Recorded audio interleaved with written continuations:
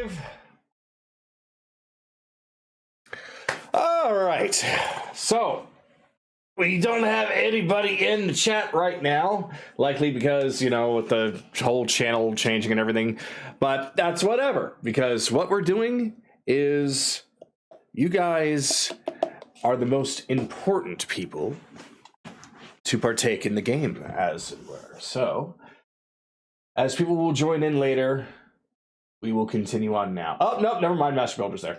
All right. So, probably. So, all right. Last time, let me scroll up here. The party had arrived in the region of Winter, specifically the Prince of Frost's domain, as recommended by Tiberius, in order to procure a powerful will-o-wisp. Squilage suggested that the party hunt a Wendigo, one that even Oberon had his eye on, and either defeat it and let its suffering transform it into a will-o-wisp, or somehow get the will-o-wisps themselves in the area to kill it for them. On arrival, they stumble upon an abandoned tower. It was there that they find that the same chaser of dreams from the tower in the Autumn region was once there, having arrived there against his will from the material plane a long, long time ago, and spent his time researching the will-o-wisps around the forest nearby and their habits, letting the party trick them into their favor. He was also studying homunculi, creating small clay figurines that looked more and more human-like, though none of them appeared to have any life put in them and were merely clay dolls. With a mysterious mace also found in the tower, the party hatched a plan to bait the will-o-wisps and, in turn, bait the Wendigo out into a more open space. With a long-fought battle against the powerful creature, it was eventually defeated in a way that, according to the rules, would hopefully have it become a will-o-wisp. It suffered the fate of a nutcracker, essentially. After its body fades, there was indeed one left behind of a significant size. Now, with all the artifacts in hand, the party makes their way back to the carnival with plans on delivering into the Sealy Court, proving their strength and mettle. Now, as the party arrives back at the carnival, things are a bit more hustle and bustle than before. Not quite as if things were back to normal, but it seems like everyone is doing something. Everyone has a role to play, carrying things, casting things. There's even a big, bright, purple-like dome surrounding a few trees off in the distance. A lot of familiar faces are essentially running here, there, and everywhere, though mostly it's a lot of those that are standard workers at the carnival. Much of the big players, Bob, Tiberius, and even the Sugar Plums, are nowhere to be found directly. Even upon going inside their tent, it is completely empty. So, that is where I'm going to pass it off on to you. Let me go on ahead and ask you all to please do a roleplay initiative if you would like to do something or talk to someone. If you want to wait until you make it to Yggdrasil instead, then the best thing to do is just take your character straight to bed. Or just be off to the side and just say you want to wait for the story to progress. So, with that in mind, let me go on ahead and change the music over, and then I'll get everyone's roles.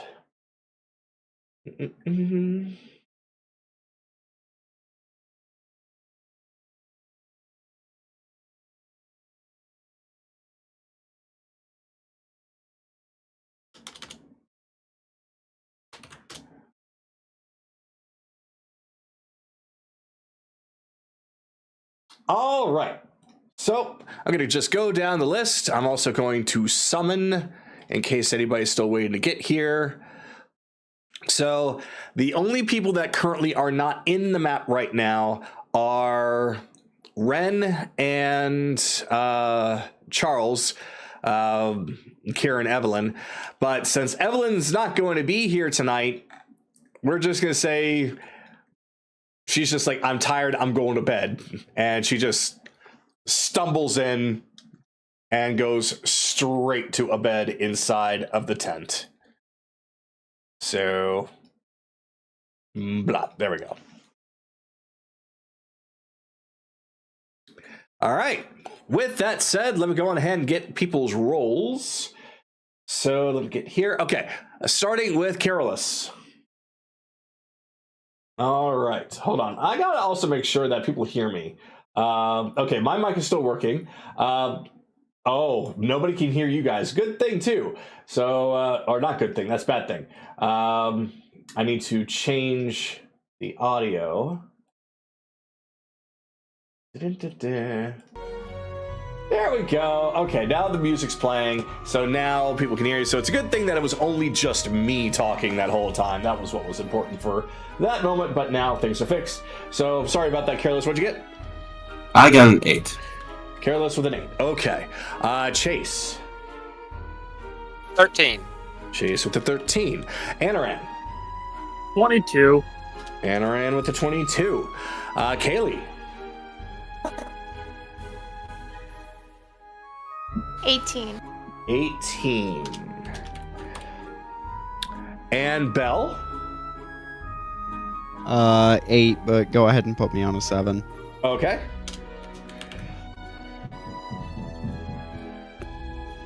Hold on. Han, are they bothering you? I can't do this. I'm sorry. I had a feeling. Okay. If you want to, you can come in here. Okay. If you want to, you can come in here. All right, she muted herself. Yeah. Unfortunately, this is why we're gonna definitely try to do D&D back at our new place this coming Monday, because they are absolutely just, they're monsters. They are horrible people. They just do not care. They will make all the sound that they want. So, okay, yeah, she's gonna join me in here. I fucking feel them. The music is so loud, it's shaking the floor. Okay, yeah, stay in here, and we'll do the best that we can. So, it's no fun when you're having to deal with that, hon. Alright, so for the sake of Bun kind of getting herself acclimated in here and comfortable, I'm actually going to put her after Carolus, so that way it'll give her a little bit of time to settle down a little bit. Now, let me ask Akira if he is interested in wanting to do a round.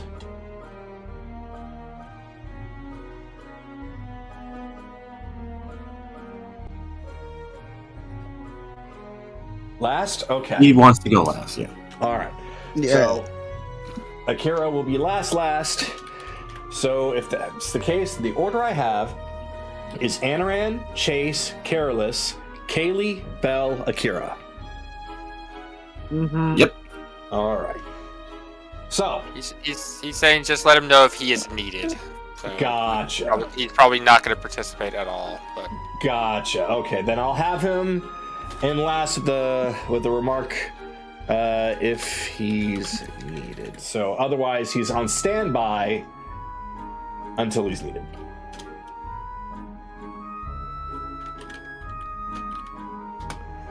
There we go. Okay, so with that said, we are going to start up with Anaran. Of course, everyone is welcome to move their characters anywhere that they want to right off the bat.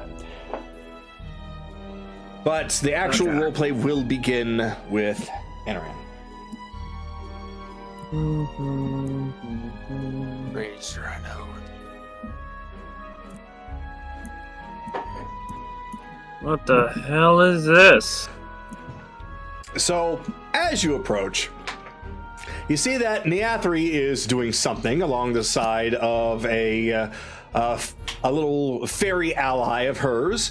Julie is there with her as well, not really doing anything but just watching, as Neathri is in the process of casting something while telling a couple of things to Julie about what she's doing, how it's important. But that's when, of course, a lot of you show up. Oh, sorry, I'm concentrating. Sorry, I gotta keep my eyes on this. You're back. Welcome back. Welcome back. Uh-huh. She's And this casting is- something on the trees. Yeah. You know how I said I was going to actually be here and help out? Well, this is actually my contribution. See, glyphs and such I could do, but I'm leaving that to the others. Razzle and Dazzle seem to be doing a good job with that. I am booby trapping the trees. You are trapping the trees. Right, yes, trapping the trees. That's So- an interesting idea to do. Well, you know of tree pollen, right? Correct. Well, I'm enriching the pollen to give off a nice, strong sleeping agent. So, if there's an attack and some of the kitsune happen to get close to these things, they'll be hit with some powerful sleep. Uh-huh. It's these 3 trees specifically, or have you done this with like almost every other tree? Oh, almost every other tree. Okay, that's a good idea. I worked my way around the perimeter, now I'm doing what's on the inside. I know what I'm doing. You wouldn't happen to know where all of our leaders of the place would be, would you? They have been very busy. I think they're taking a break actually at the bar. Okay. Fair enough. Fair enough. When you do get around to it, we still do kind of need a pound of your magical oats to take to the Sealy Court. So Oh, I when you didn't get give that to you already? Oh, shoot. Yeah, I'll do that. Yeah, I don't think we ever actually got it. I think we just we were too busy first trying to take you to your home, then that whole mess, and then things got a little crazy as usual. I do remember that. I charged you into escorting me home on the promise I'd give you the oats then, but then that stuff happened, and now I'm all sad. Nope, Yeah. sad. Yep, Just- no. When you're done with this, take a moment to rest, and then get it ready, because we're probably going to take a nap before we head over to the Sealy Court. So you have time. No, Yeah. absolutely. Do not worry. I will get it to you. I'm going to give you the most richest of oats. I mean, they're going to Dom, so... All right, it's going. I'll give you the. I'll give you adequate oats. Okay. Where are the rest of the kids? I'll secretly give you the good stuff. Ah, thank you. The rest of the kids. Well, Julie is with me. I think that Noxie was with Razzle and Dazzle, and some of the other kids have been helping out here and there. Oh, Rykard, he's with Koji. And I did remember seeing some more of the kids heading to the bar. Uh-huh. Where's Koji? You know, I didn't even think that kids drank that much of the material plane. They don't. Must be Russian. Now, Koji. Where is Koji? Excuse me a second. She just takes her hand and lets it turn into some roots as she sticks it in the ground. Koji. Oh, he's over at that campfire over there. Ah, alright. Well, oh, there goes. See you at the bar.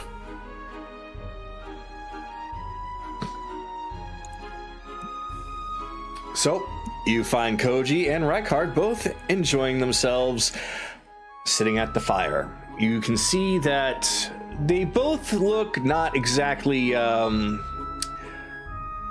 best to describe it? They look like they've gone through some exercise. Sure. Not so much me, though. This one, a little bit. I'm fine. No, you're not. You need to rest. No, seriously, I'm fine. I'm totally fine.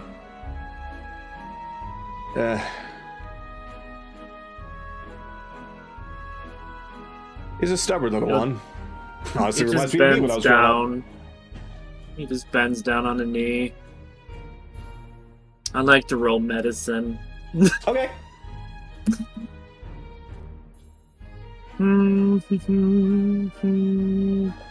Guidance. There's a reason. Fucking dice like to fuck me over. Nope, wrong dice scenario. Okay. 16. Okay. It's pretty easy to tell. He's got a little bit of sweat on his brow. His clothes are a little bit dirty. There's, as far as like most of his skin being covered up, it's hard to see, but you can see that his clothes are a little bit messy as well.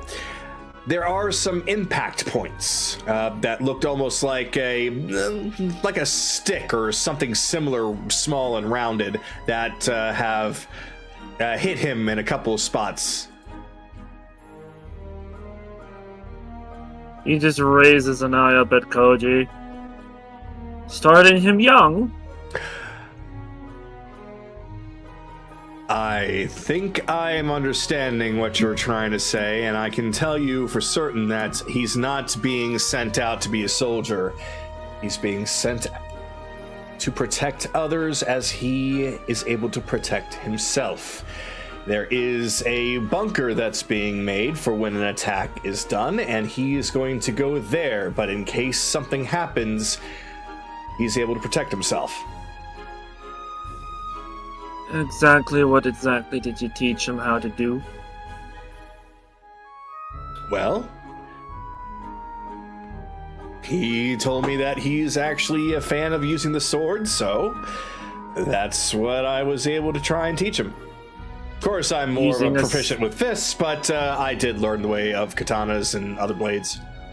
With a stick. Well, I wasn't going to exactly attack him with a real sword. I'm surprised you didn't start by teaching him how to use a knife.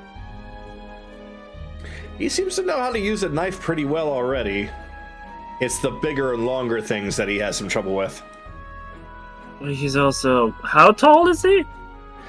Let's see. He just steps over and grabs it. Wait, what are you doing? This height. Well, no, like, Anaran's just looking at him to, like, judge his height. Let's see. How tall is Anaran? Anaran is 5'8" at the moment. 5'8". So he's probably like 4'2" or 4'3".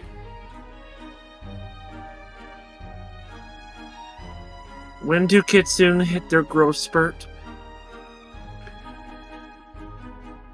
I would say probably very similarly to most others. If he hasn't hit it now, he probably will soon. Let's see. Tries to think in his head, like, I believe by your time he said he was 11. So, yeah, can't be long now.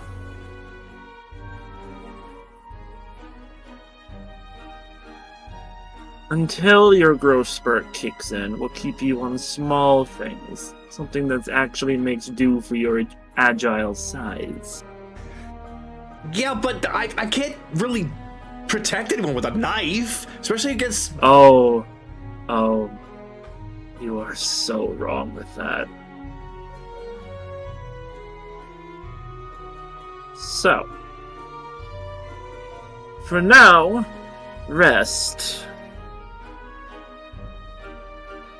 Okay. Koji, make sure he gets more meat, specifically whatever would give enough iron and protein. I wouldn't give him anything I wouldn't eat. Yo, I don't know what you would eat.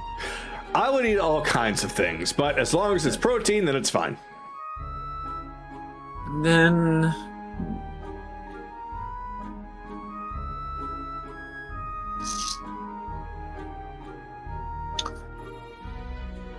the next step would be a short sword. Honestly, that's not a bad idea. He saw what Careless was carrying around, and he said, that one. No. Yeah, I agree. I don't think he could lift it. You couldn't. Are you calling me weak? Rykard. And he'll speak in Sylvan. My dear Kitsune boy, understand this. He is tall, and he weighs about four times your weight. He has trained with them specifically to be able to carry such big, heavy weapons. For now, small, elegant, precise cuts. Those are boring. When you are older, we'll move to bigger weaponry. Those are boring. You do the boring as a stepping stone. Who knows? You might actually find you might like him more. Fine. Just crosses his arms, pouting as he goes and leans up against the log. Yep, just like me when I was growing up. Everyone starts somewhere. I mean, look at me. I didn't choose a blade. I chose my fists. You were also probably raised in a monastery. Actually, I was raised not in any household. I was raised out, not exactly the wild, but we never really had one place that we called home. We were always on the move. A nomadic monastery. Fascinating. Either way. Are you hungry?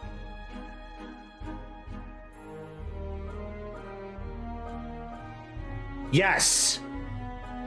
Alright, let's head back But to you the tent. just... I said yes. He is All a right. growing boy. Growing boys have appetites. Come, let's head back to the tent. I'll make some food for you. Woo! All right. Food. And I'll end the turn with him walking with Rykard back to the tent. Yeah, I'll go on and plop him in there. As I recall where it is. There it is.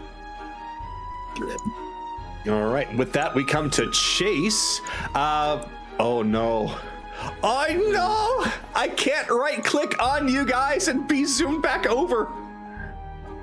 Oh well. We can help. Honestly, that's probably gonna be what we're gonna have to do for right now. Damn. Okay, I'll have to get used to that again. It's fine. Add one feature, but they gotta take one away at least until they get it patched. Because this probably caused conflicts. Good point. So. Okay. Well. Alright, so they have that in hand. Alright. Let's go see what we can get into. So. I think they said they were at the bar. We're not drinking that stuff again, are we? It's like, well, I don't know. Maybe. You didn't seem to like it last time. It was an interesting taste. I took a gamble on a drink, and it turned out you blew bubbles. They weren't like... It wasn't like that time! Anyways, so... I think they said they were in here. Excuse me. Yes. I'm gonna need a name. What's yours? I'm not falling for that one. Well, then you have a name. Why do I need to give you a name to get in? But the list. I'm supposed to take the list. That's my job. The list. He just goes over, just table flips it. Fine, go on in. You know who I am. I know, but I have a job to do. Then write the name you know me as on the list. You can tell I'm not a changeling, right? That's what a changeling would say. Are you? I'm not a changeling. That's what a changeling would say! I'm fucking with you. Go on in, have fun. I figured as much. Alright, let's see. Who's in here? Alright, let me get some happier music. Wait, what the heck? Where'd it go? Oh, here it is. Oh, the tavern song I must have just let me get that. It was uploaded recently. There it is.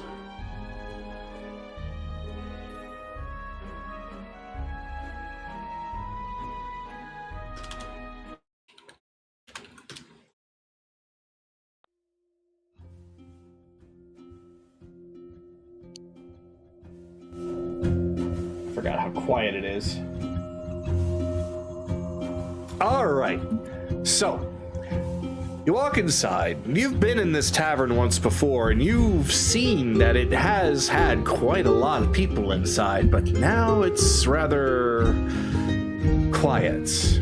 At least around you where the tables are. Many of them are a little in disarray, but for the most part, they're still mostly together. It's what you see before you. That's what's important, as all of the sugar plums, as well as Bob and Tiberius, all have a mug in their hands, and they are looking like they're celebrating something.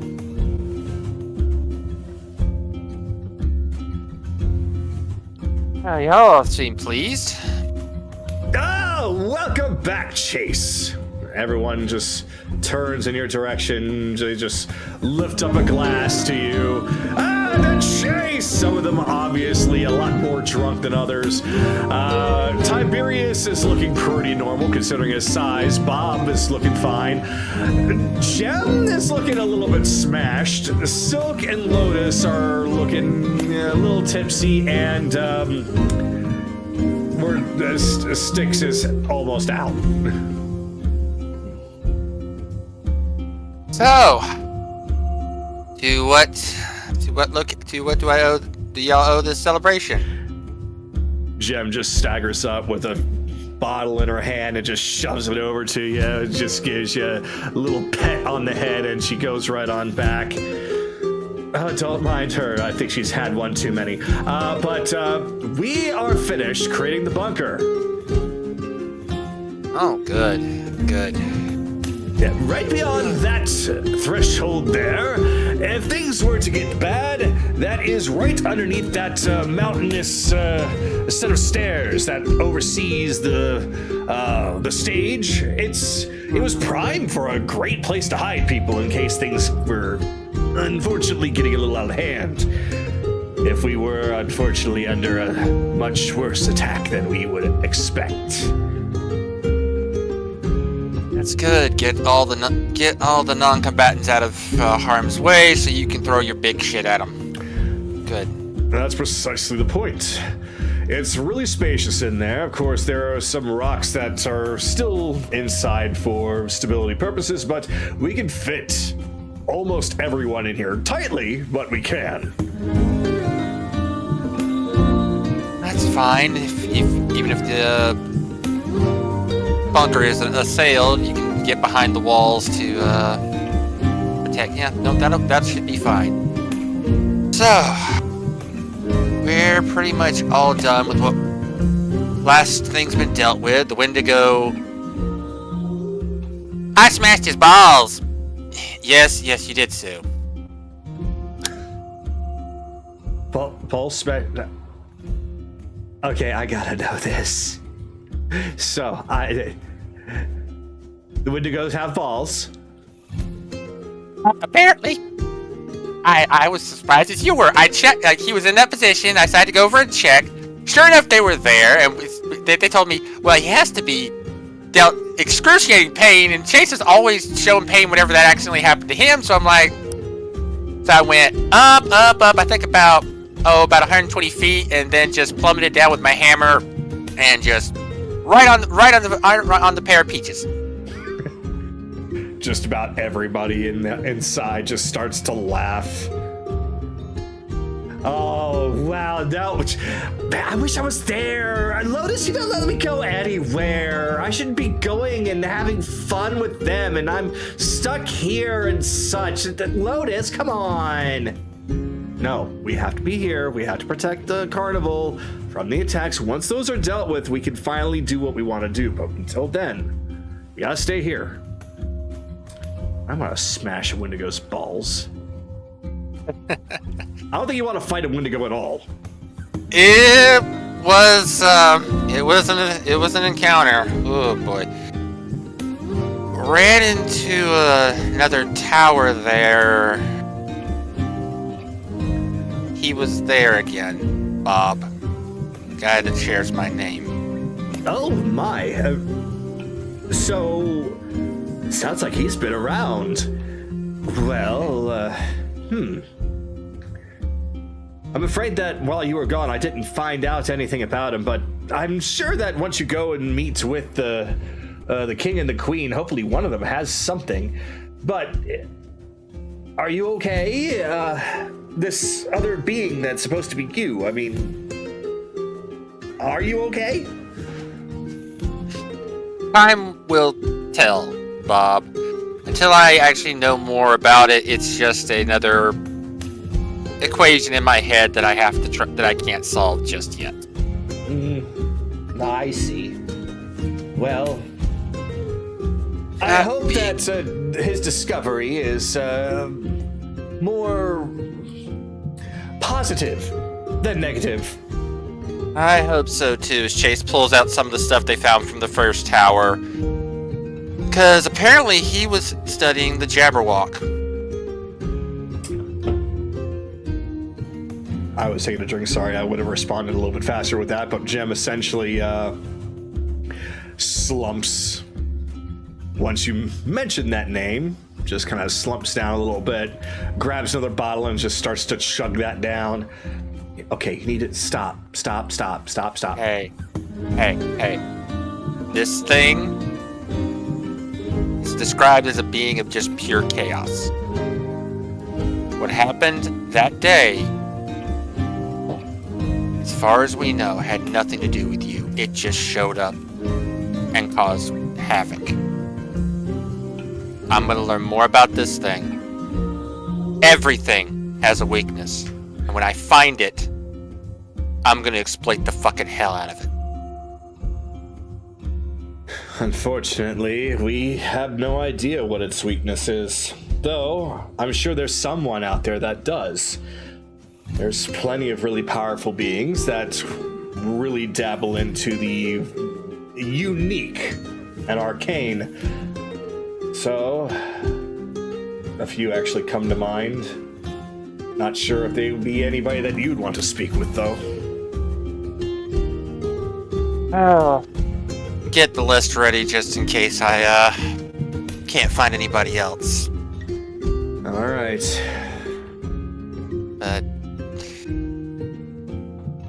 Jim, I know it has caught that thing has dampened your dreams a bit. But you can't let it win. When you stop chasing your dreams, all you're left with is a nightmare. So she's essentially on her knees with her arms crossed over top of the stone-like bar table. One hand still clutching a bottle. She's got her head down, though she does kind of tilt towards your direction, so you are able to see her one good eye as she just gazes at you for a moment. And it looks like that she's paying attention, that she's just listening. So gradually, it looks like the alcohol starts to get to her a little bit much, and her cheeks begin to flush a bit. All right. I will try to talk to you about this later when you're a little more sober. All right. Fair enough. You'll probably receive it better when I have better information. But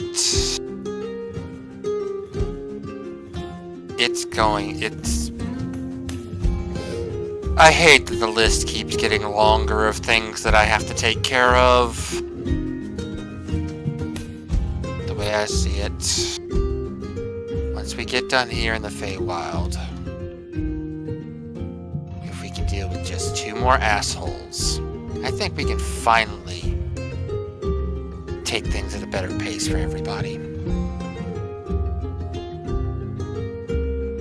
But hey, now that we have all these items, the Sealy Court can finally give us a whole bunch more information, so once that goes, you guys won't have much longer that you have to protect this place, because I'm pretty sure I can at least gather from what I've felt from my companions, we're taking care of this Kitsune problem as soon as possible. Oh, is that so? Well, that's wonderful news. That means that we won't have to be on the defensive so much, and we can go back to business while still being able to help you. Yeah. You guys have helped us out a lot with this, and it's just... It's both because you're our friends and also because it's a very big pain in the ass of having to come back and constantly have to rebuild this place to help you. Right. Yes, even we're a little bit strapped for magic at this point after having to do all that protection. But defenses will help at the very least.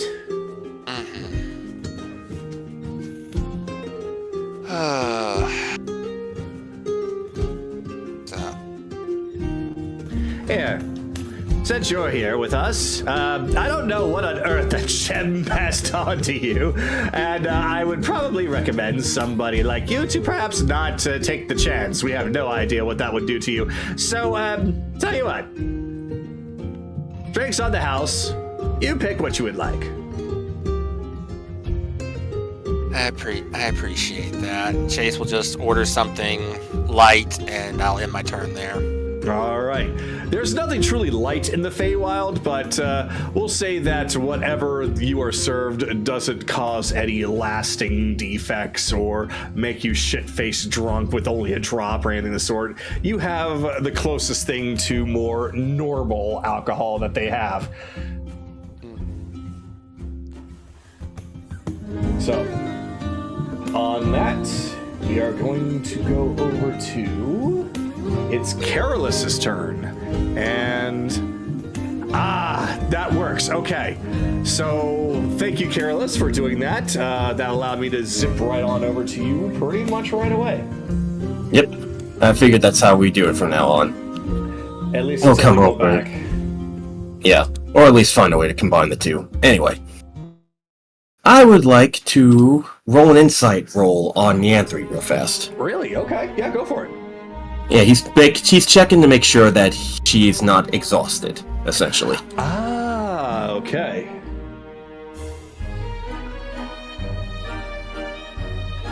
Uh, 14? 14. She isn't really hiding anything. So, because she is an archfey, she is incredibly powerful, but the fact that she has been pretty busy in protecting several trees in this area, there is a modicum of fatigue in her, but we'll say that she's about as fatigued as if somebody went out for a light jog. Okay. He'll look over to her. How long you've been doing this? Since you left. That was hours ago. And you're perfectly fine still. Hours? That was hours ago? But that was obviously hours ago. Dozens and dozens of hours. Just checking up on you. I know you're an archfey. It's just my nature to make sure that my friends and companions are okay. That's all. Well, that's nice of you to do. Well, honestly, I'm perfectly fine. I could continue to do this until all the trees are booby-trapped, and besides, I got a little bit of help.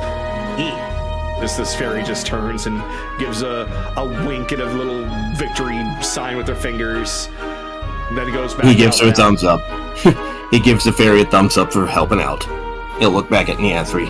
So, how many have you already booby-trapped already? Do you have a rough estimate of how many you have to do left or something like that? I've only done the perimeter. So this is the start of the trees on the inside. So really, this one, that one up there, that one up there. There's still quite a little bit I have to do. I'd say that if I have to say how much is done, only about half. Only about half. I'll probably be exhausted once it's all done, but I'm the only one here that can do this. And it'll certainly be a little bit better than having too much of explosions. I know the wards are going to help in weakening a lot of who's attacking, but we don't want any casualties. Or homes damaged. People do live here. Exactly, though from what they've told me, they were working on a safety bunker in case things get bad, so hopefully that's all finished. And I trust Razzle and Dazzle. I got to know them a little bit when they were mentioning what they were going to be doing, and while they are going to have a lot of explosions, no doubt, I think it won't be anything like fireballs going off. A safety bunker for people that don't want to fight is a good idea, so points for that. As for Razzle and Dazzle, yeah, they know what they're doing. We've gotten into a little bit of a skirmish with them. Still have some of the burns from that fight. You'll live. Walk it off. I mean, I did fight a giant ancient green dragon, so yeah. Anyway, I just wanted to make sure that you're not too exhausted, but once you're done, you can give us the oats when we set out tomorrow, okay? Don't try to create any before we leave. She just kind of looks like she rolls her eyes a little bit, but not in a way that's demeaning, more so like, oh, this precious boy, as she just reaches over and places her hand on your head. Everything's gonna be fine. And I appreciate you looking out for me, but I can assure you, I'm strong enough to take care of myself. And honestly, this place has been really nice to me, and I've gotten to know quite a few people. Got a few allies here and there, and the most important ones that I have are about to go and see the Sealy Court once again. Yeah, so I don't know how that's gonna go. go. Situation. Oh, we'll be sure to. I don't know how that meeting's gonna go, but hopefully they see that we're actually serious about trying to help the Feywild out. I think with everything that you've done so far, everything is gonna be fine. What was it that you've gathered? Let's see, we have to get the oats. willow. I heard about this Wendigo, this will-o-wisp. So what on earth are you getting? Let's see, we had to get water blessed by an angel, the will-o-wisp from killing the Wendigo, your oats. It's the fourth one. I'm actually trying to think as a player. Give me a moment, it'll come back to me. Succubus. Thank you. Succubus? That's what it was. Alright, and some... What did you go to get from the succubus? I'm actually trying to remember what we were getting from the succubus. Alright, I'll just help you out here for a freebie. No, I was actually going to ask if I can roll a history roll just to see if that helps out. You know what? Yes. As Kaylee slowly just starts to hold up a goblet, but yes, I will have you roll history now. I'm doing my heroic inspiration on that. Nope, I am not taking that 6. And I'm gonna add my tactical assessment. See if that'll help out somewhat more. Mather just looks over to Kaylee, who's got the goblet in her hands, just looks back to Carolus as he's racking his brain, and she just slowly... Give me a break, it's been how many weeks since the goblet? Alright, one superiority die. Oh my god. Give me a break! These dice are going into jail! She's jingle keysing it in front of your face, and you're still drawing a blank. Shut up! Shut the fuck up! That's not gonna help either way. This is why we call Buckethead. So... And I'm leaving. You're sitting there, you're tapping your chin like, there was one more. Whatever could that have been? Let's see, we got all that, and Kaylee just goes up and just shows the goblet in front of him. I imagine Careless like pushing Kaylee's like, not now, Kaylee, I'm not thirsty. As he continues on to think, nope, can't think of anything.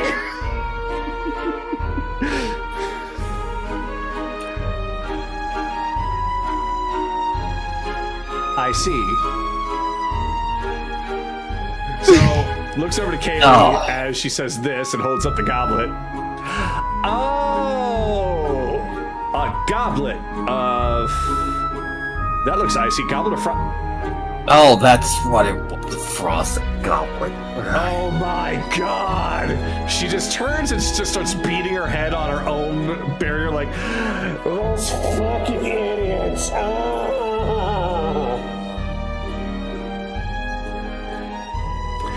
Never mind, you'll learn. You'll understand once you get there. They will flat out tell you, oh, this is what they had you do. This is what they had you do. Okay.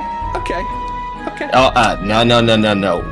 Talk us right. Oh, no. Tell me right now. And I wouldn't dare rob them of this oh so clever thing. Oh no, it's not to me. I just came to the realization, and I hurt a little bit. Do oats make hops? I What? don't think they do.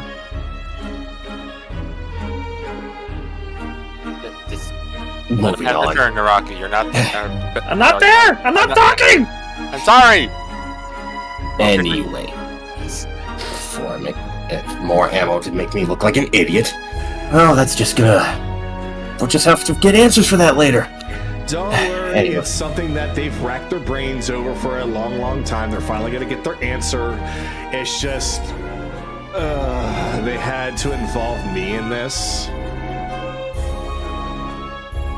Oh no, now we're definitely gonna get our answers after that. Anyway, I'm probably gonna head to the tent, probably start helping make some dinner. See you guys there. I'm gonna be at this for a while, so whatever you make, enjoy. I'm not gonna stop until I'm done. Duly noted. See you later then. Let's go teleport to the tent. The moment Careless gets there, Anaran kicks him out of the kitchen. My territory! Yes, Careless, when you arrive, you step in, you're racking your brain over that last thing, and you... You saw the goblet already, Kagato! Yes, you did. And you're still thinking, like, how did I forget that? That kind of thing. Not like, what was it? More like, that was an obvious thing. How did I forget? Your mind is still focused, but you stumble into the kitchen, and then Anaran, through effects of the Feywild, has like some cartoon physics as his head is now as big as your body, and he yells at you, "Get out of my kitchen!" And then just steps back to his neck.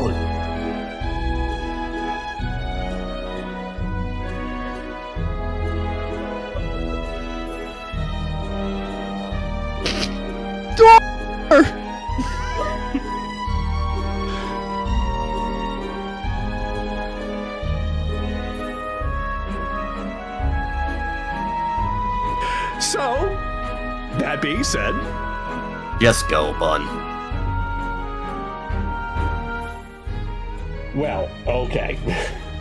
So, Kaylee, Bun, since you're not able to use a mic, considering that you had to move in here from outside, I'm going to ask you if you would like to use my mic instead, or how do you want to do this?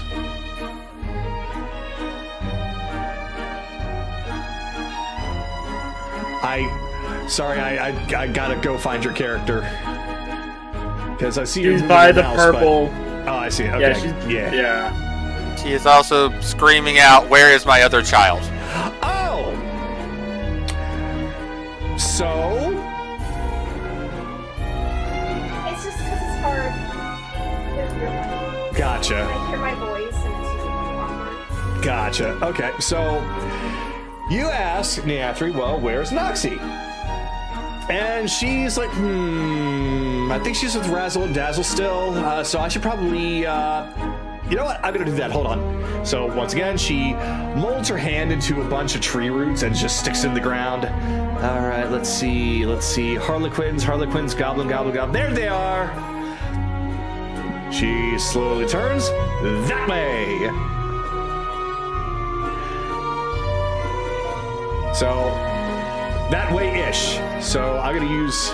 Oh wait, I can do that myself. Yep. Just click on a spot. Yep. Yay! There we go.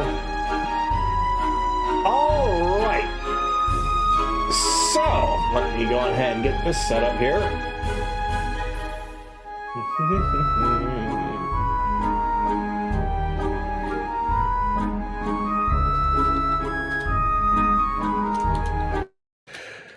So, you go to try and find Noxie, Razzle, and Dazzle, who are at the moment, right now, in the process of laying traps all over the place, with Noxie following suit. In fact, not only is she following suit, she's in on it.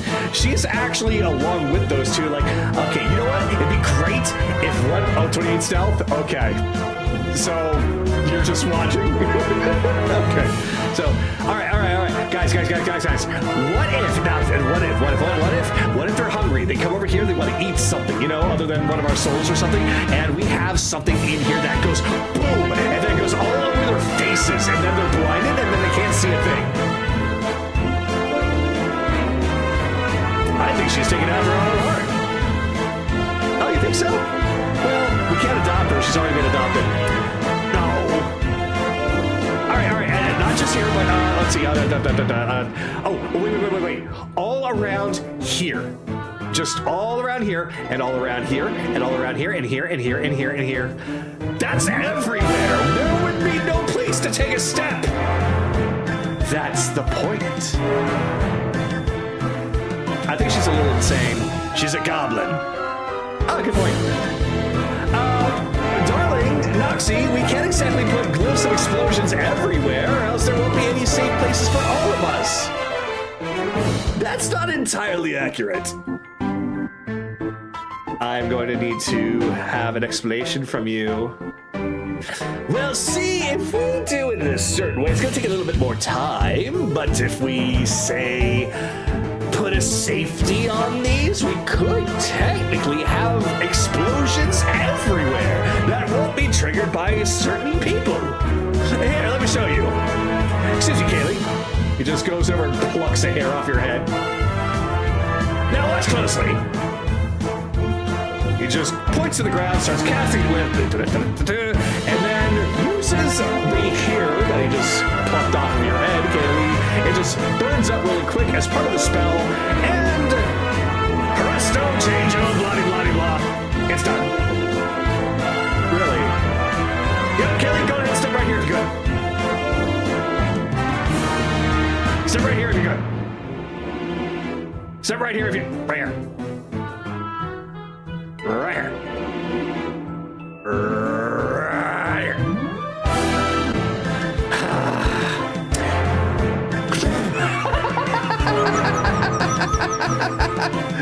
Wait, what are you doing? And Kaylee just gives him a shove and he just goes over. Oh, fuck. And there's just a kaboom right where he stands that fills up the entire square and promptly does quite a bit of damage to him. He just coughs up a bit of smoke. Bye.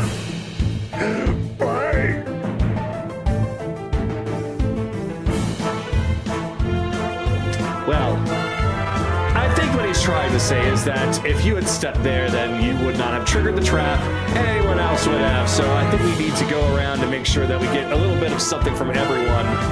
Oh, this is going to be a lot harder than I expected. It's fine. I promise it'll be fine. It'll just take 5 times longer.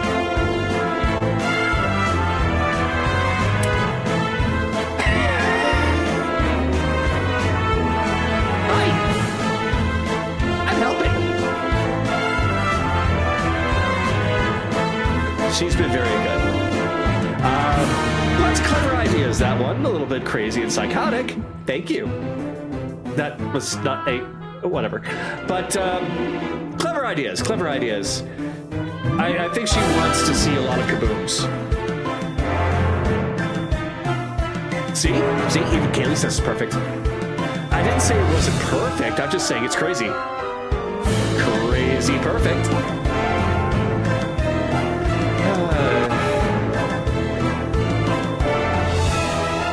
Dazzle, get up.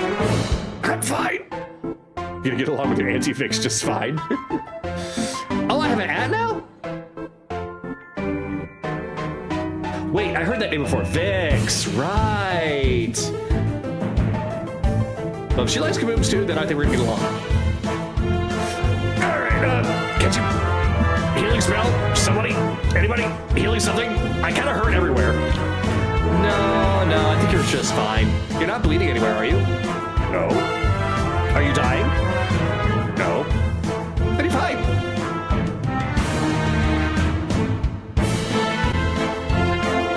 Why is everybody being so mean to me? This is funny.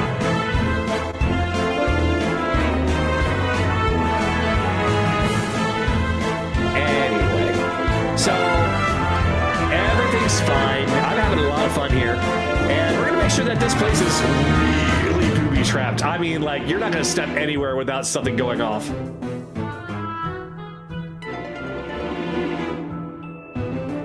You might want to, you know, offer up an arm or a leg or something so they'll have enough hair for you to not be able to trigger any kabooms when you walk by. Oh, right, yeah, you need those. Maybe we can shave her. I'm kidding!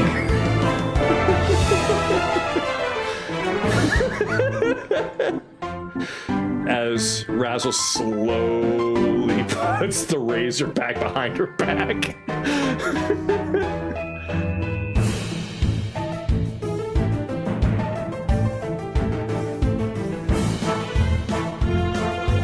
Well, I'm being kidnapped. Bye! Oh, well, there she goes. Well, guess we better get on started with this. So, you take the 1,000 squares to the left, I'll take the 1,000 squares to the right. Oh, this is gonna take too long. And so, Noxie is dragged away by Kaylee, back to where Neathri and Julie and the fairy are.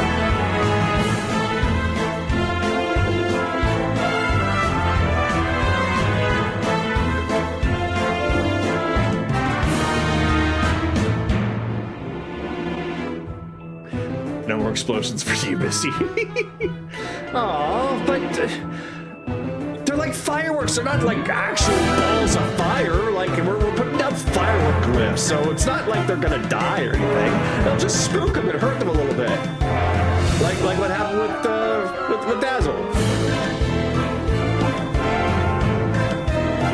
Yeah, help me out here. I cannot tell a lie. So I'm not gonna say anything. What? You're mean. Got it. You're sticking with me. But why? Why is everybody just taking away my fun? It's for your own safety.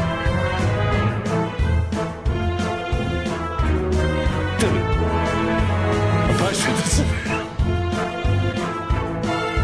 Can you imagine what you would look like when completely shaved?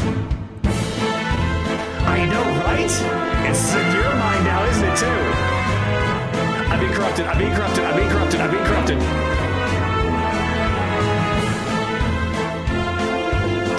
See, now look what you've done.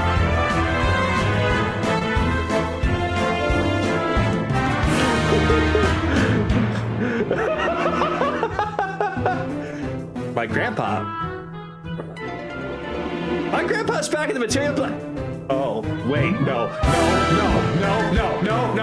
not him. No. Please, no.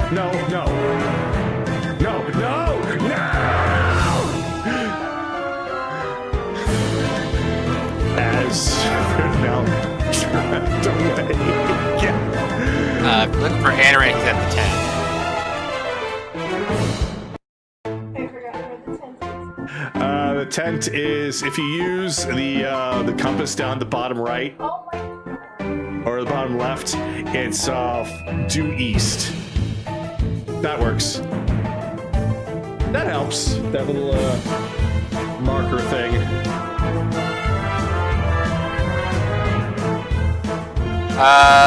Chat's saying the music's a bit too loud, Kagato. Music's loud?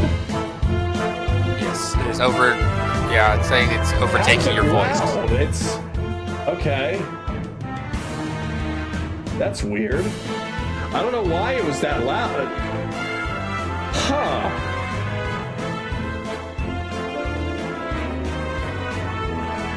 I wish somebody said something far earlier than that. They said it a little while ago. I just now looked at chat. Oh. I didn't know it was that loud. It was actually on like 50%. Huh. Alright, well, let me crank it down to like 40. Oh well. They're saying that's much better. Okay.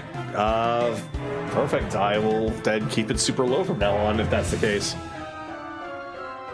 Might have just been that particular song. I You guess. might have turned it up for the bar music. That's what it was. That's what it was. The bar music was so quiet, I cranked it up. I forgot that it was cranked up. That's what it was. I feel stupid. Okay, all fixed. All right. Yep. So Kaylee just walks in carrying Noxie, flops her down. Oh. Assistance An in assist- cooking.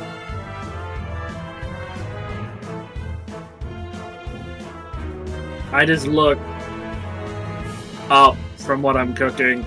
Oh, an assistant. No, that's not true. I can't cook. I can't be an assistant. You can't cook.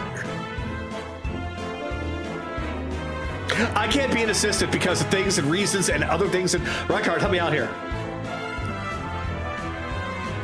Why? You little traitor!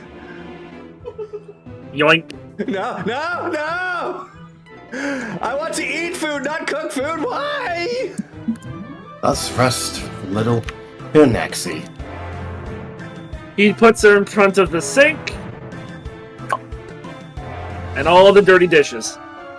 This isn't cooking. This is cleaning. Part of cooking is making sure you have clean plates and utensils. Start sweeping and I use your am the elbow. brilliant mind behind the glyph kabooms, and this is the thanks I get. He just looks. His face goes black. The green eyes glow. Are you questioning what I'm telling you to do? Yes. He takes a wooden spoon and bonks. Doing 0 damage. Now start cleaning. That's why I said nothing. I'm gonna get you for this. I'm gonna get you all for this. One of these days. I'm gonna get you Oh, all you're for not. this. Oh, you're not dead. Don't worry, I'll make sure you get a good meal in too. But first work. Fine. And she grumbles as she continues to assist with the cooking / cleaning. I'm gonna end my turn. All right. And that is where Kaylee will end the turn. So, get back to standard. There we go. So, Belle, we will now come to you wherever you are.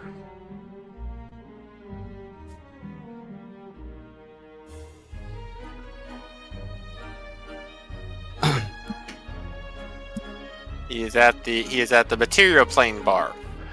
Oh. Yeah, Got it. Yep. As you arrive, you see that Mika and Micah are back there as well, though they are in the process of essentially moving things away, the tables and the like. So it's a lot less busy looking. It looks like it's just they're removing stuff that could be damaged.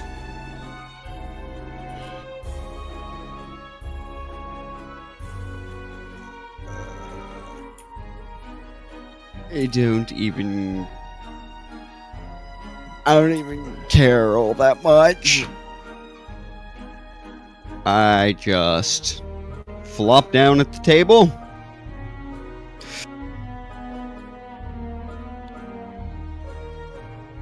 I need drinks. How have you two been? This one next.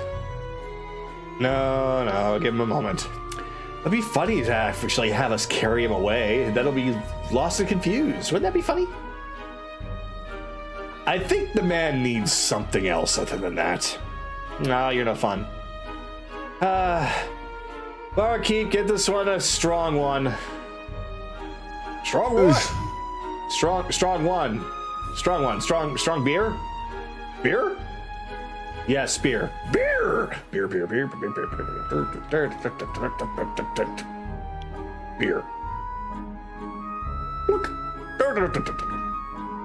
Thank you. Thank you, Swedish beer chef.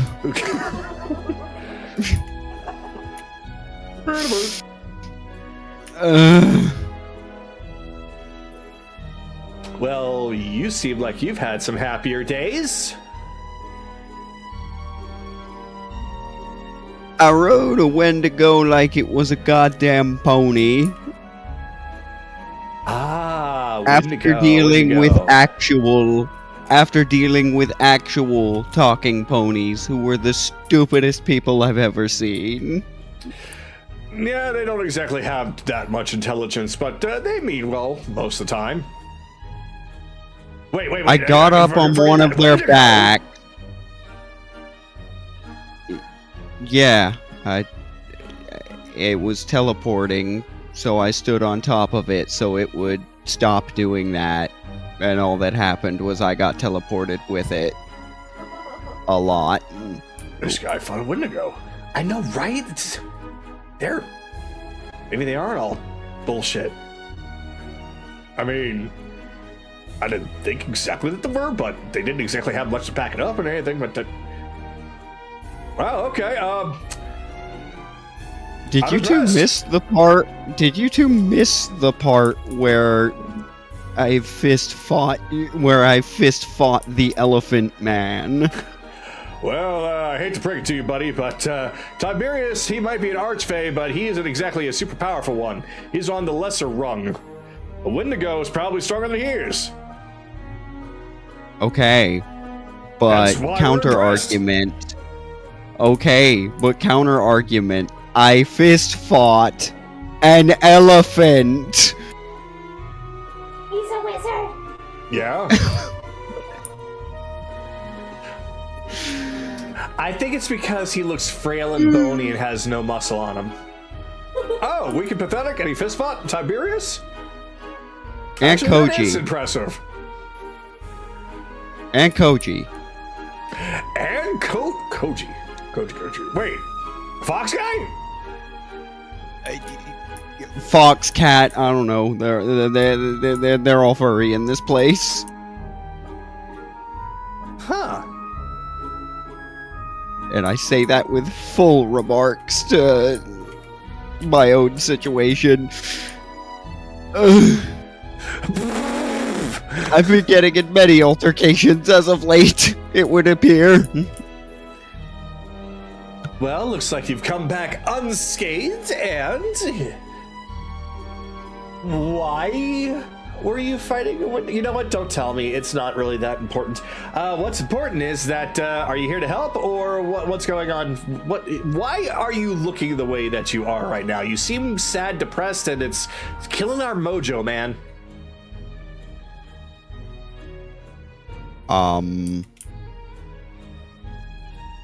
Well, I never... Do you really want the forbidden knowledge? Forbidden knowledge. I mean, we could use that for some trading. Yeah, sure, why not?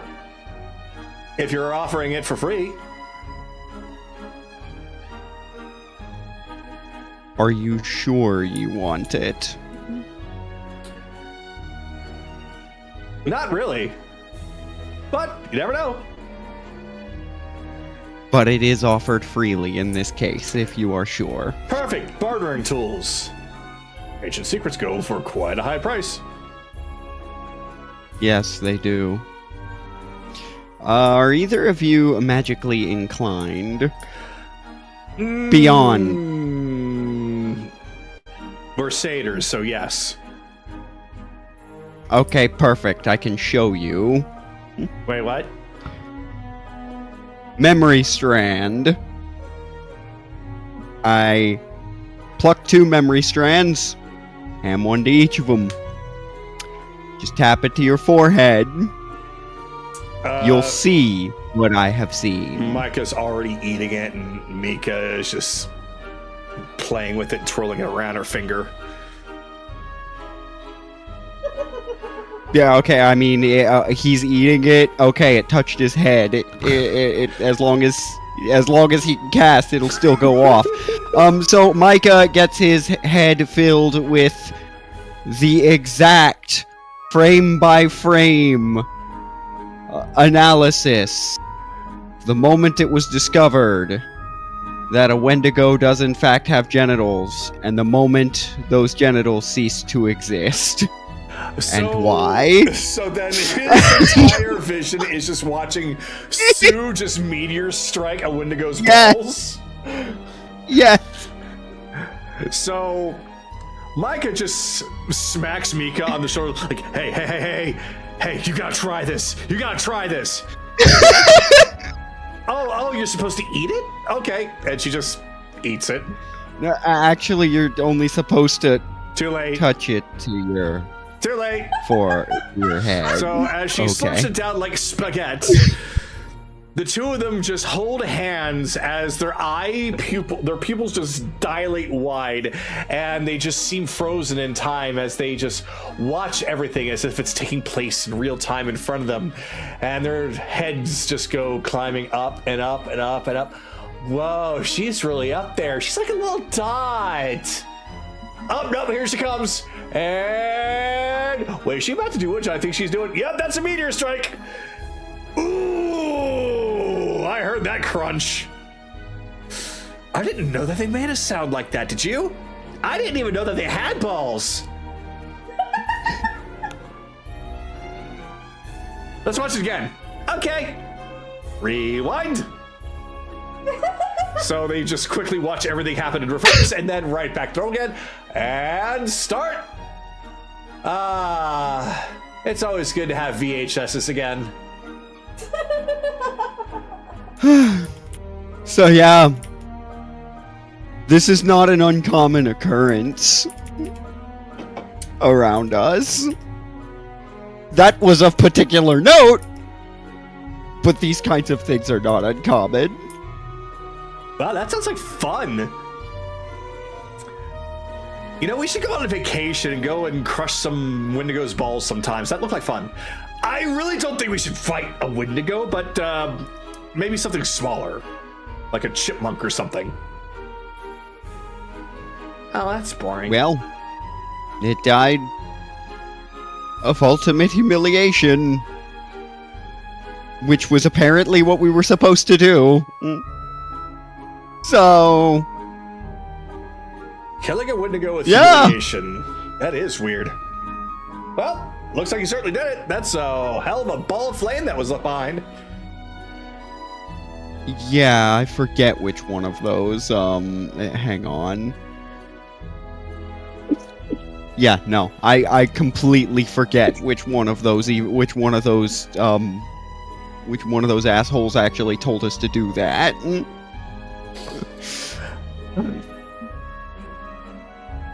Well, if you really want to know, then you can just do a history and I can give you a hint. I did. It was 7. Oh, okay. Then, yeah, you just know somebody asked you to do that. You just don't know whose trial it was. Yeah, that's why I said I forget which of those assholes it was, because I got a 7. Gotcha. So it was... no, the succubus was Veronestra. I think that... Yeah, no, that was her. The oats were... Was that the mute? I think that was the mutation, but fuck no, I'm drawing a blank on it. Anyways, yeah, no, people ask us to do shit, and we get it done in the most, if I really badly want to say efficient, but that would make me a liar. Seemed efficient to me. Yeah, blood meteor struck to the balls. Ready to From a shoot? certain point of view, it was the most efficient option available. From how we got there, it wasn't. It was.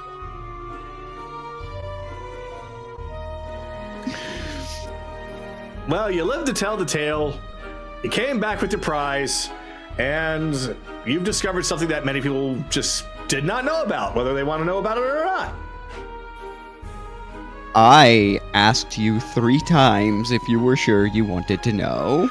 Yeah, I'm glad that we know. Now we have a bartering chip. Yeah. Now we know that we can tell people for a price that Wendigos have balls. I'll go for a pretty penny.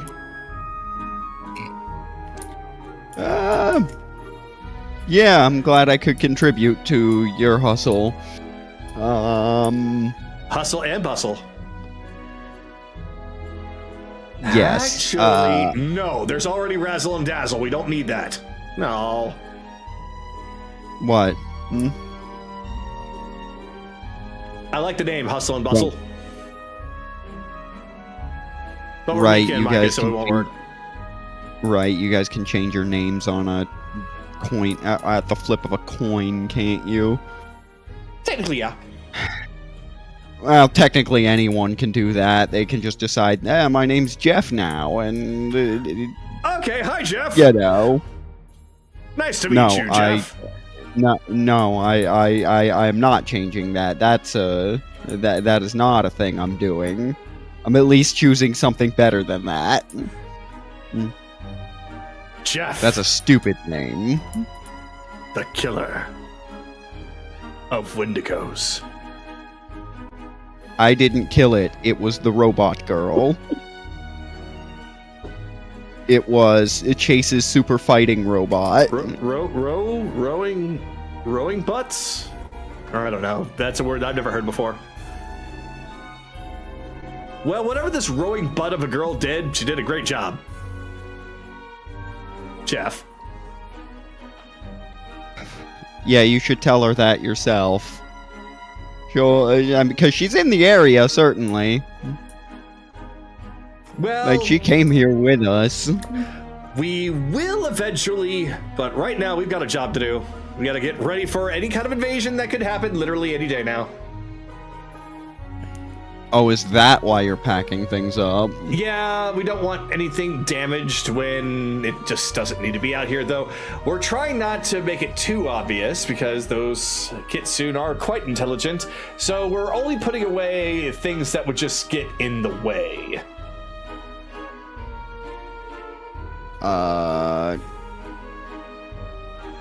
Do you think they would avoid an area that, an area if you made it too defensively reinforced? They probably wouldn't avoid it. They would probably just take their time to figure out a way to counteract it and then strike. If you make it too obvious, they'll realize what's going on. So we have to make it just before it's too obvious enough.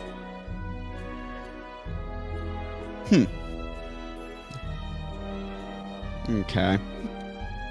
So, okay. More like mean, taking an 'cause this is all just- off-season rather than fully packing up in preparation. The seasonal attractions are obviously change as you change seasonal regions. Yeah, the shows with the big top change, the games change, the food changes. Okay.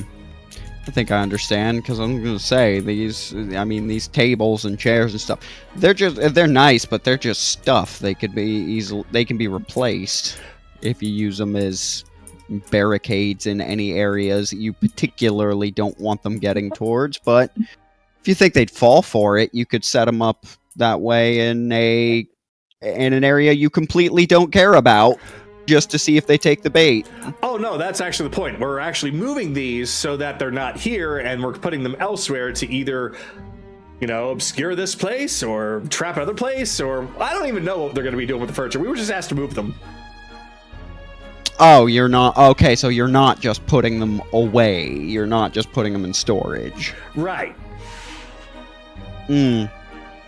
Okay. Well, I got nothing better to do. Yeah, I got nothing better to do, and I like you too, so I'll help you. So you don't have to do this crap by yourself. Oh, that sounds great. You look like somebody who's well experienced at moving tables. Funny story about that. And I'll end my turn telling them the tale of how I even met these assholes. So, with that... And that is how you go full circle. So, since Akira is on standby... No. He does have something he wants to do. Oh, he does? Okay. Not anymore. You sure? Yeah, I'm sure. Akira just looked up, see everyone just helping out and doing stuff for dinner or food, and he just like, everyone's probably busy right now. I mean, you can still interact with anyone and see. If there was something that you wanted to do, then go for it. Hey,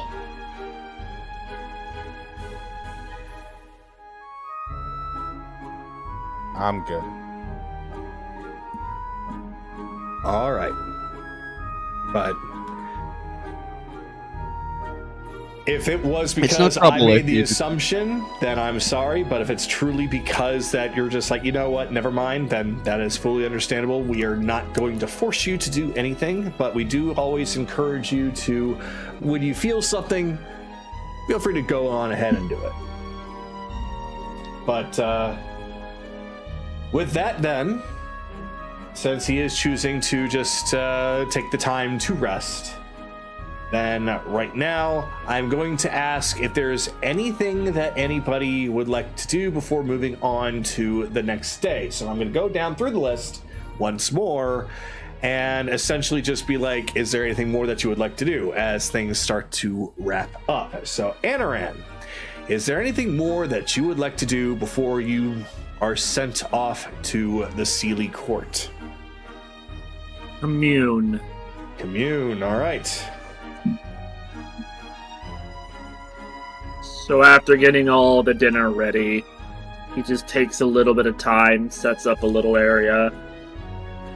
Alright, milady. Let's figure this out. The one Chaser of Dreams that we have seen evidence of being here in the Feywild before us, is that Chaser of Dreams still alive?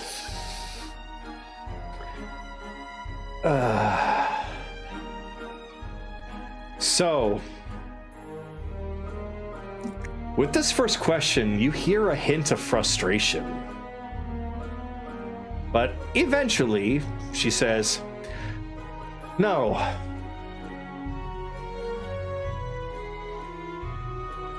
Milady, what was that? And that will be his second question, like, why did you just do that? That is something that you do not need to know, as it doesn't matter in the grand scheme of things. And that is all that I will say on the matter.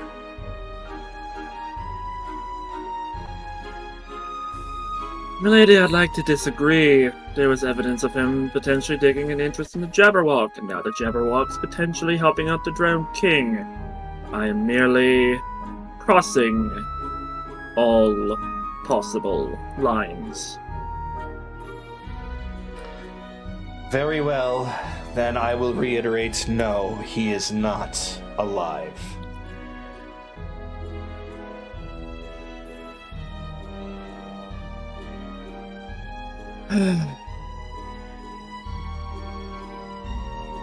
Alright, I'll say I burned up 2 questions. But third and final question.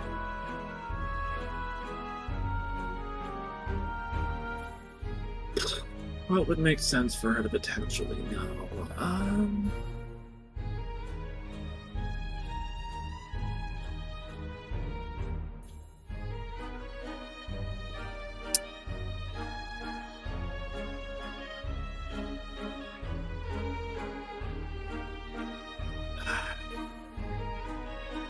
What can I ask?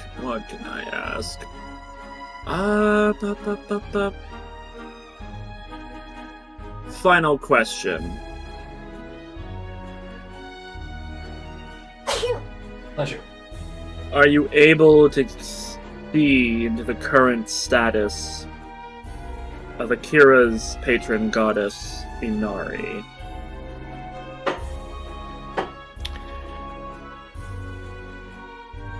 I can certainly look into it, but I cannot actually see it directly right now.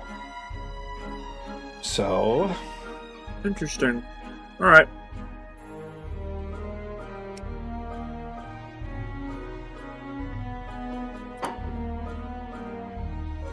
That'll be it. That's all 3 questions. And that'll be it. So... It seemed, again... You know the Raven Queen, so I'm not going to have you do any kind of insights or anything. You can tell, though, that these questions, at least in regards to the first 2, she seemed a little bit off in her demeanor. And then when the final question is answered, typically there's some kind of a soft, sweet disconnect between the 2 of you, almost like a hug goodbye. This was more like a phone clicking. I will be bringing that up when we have that talk. About the prince. You've never been this way with me before. Why are you being this way now?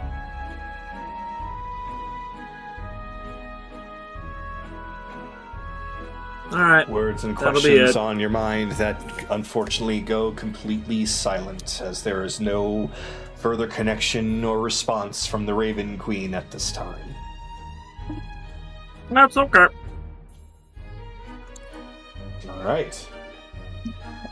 So... yours was just the commune, or is there more that you need to do? Just the commune. All Just right. that quick commune. All right. Then, Chase, is there anything more that you would like to do tonight? I'm good. All right. So Chase continues to enjoy spending time with the sugar plums, having a drink. Careless, is there anything more that you would like to do tonight? It's just gonna be a quick one. He's just adding in the Wendigo to his father's book, writing down all the notes from that previous fight. Okay. Likes to create copycats of itself when feeling extremely threatened. Will run away when prey feels overpowering. Does not like to be ridden like a horse. Stuff like that. As he's taking a bite of his food. Okay, so this and that. So you're basically just note-taking on what you fought. Yeah, basically just adding the Wendigo to the book. And once he's done with that, he's gonna look over the book and see in the J's if there's anything about a Jabberwock in there that they might have heard about in the arena. You can investigate all you want. There is not a thing about the Jabberwock in that book.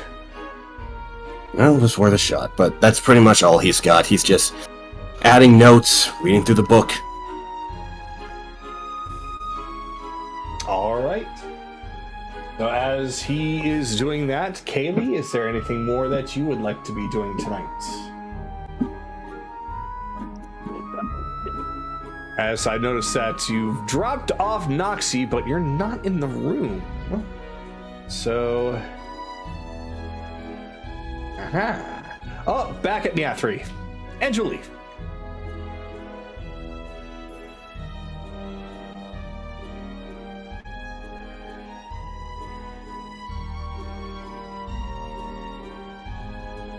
All right. So, you're good? Okay, so you're just being with them for right now, but not actually going to do anything. Okay. All right. Then Belle, anything more that you would like to do tonight?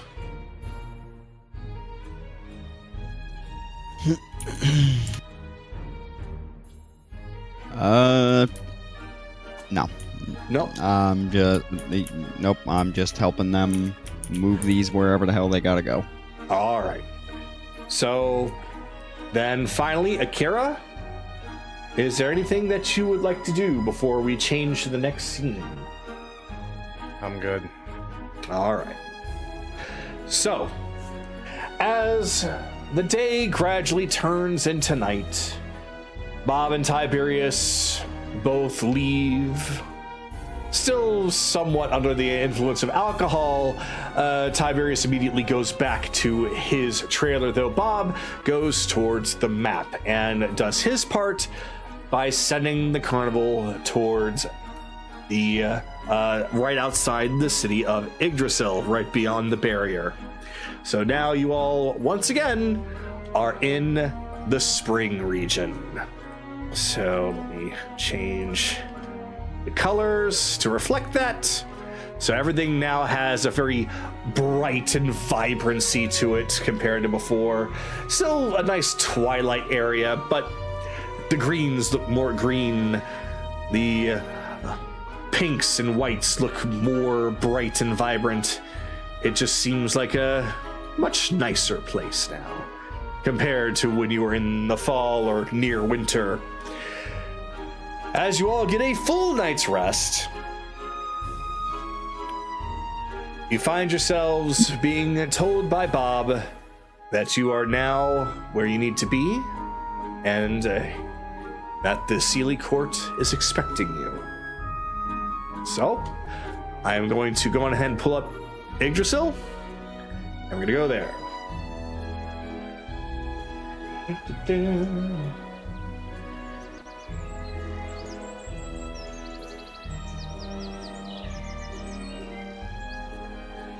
All right. Evelyn elects to stay behind in order to... Oh, jeez.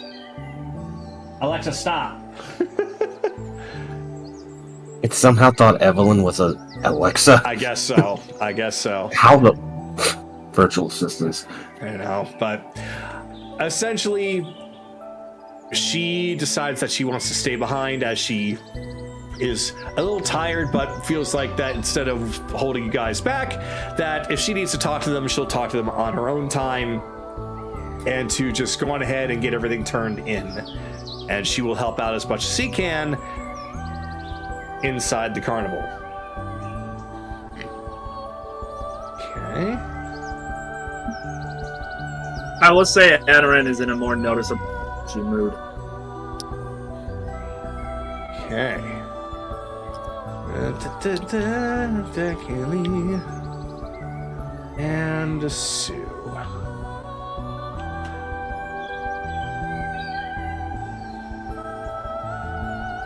All right. So you all enter in once again to the bright, vibrant town of Yggdrasil, you'll see that it is still quite busy, just like you remember it. There's a lot of music as well, seemingly coming from everywhere, different types of music. One sounding more like a guitar, another one sounding a little bit more like a violin, and there's a lot of shouting and laughter as well, seemingly from a crowd of people.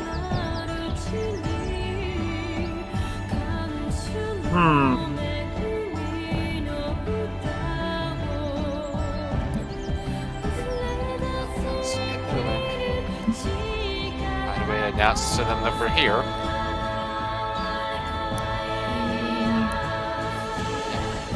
Follow the elf.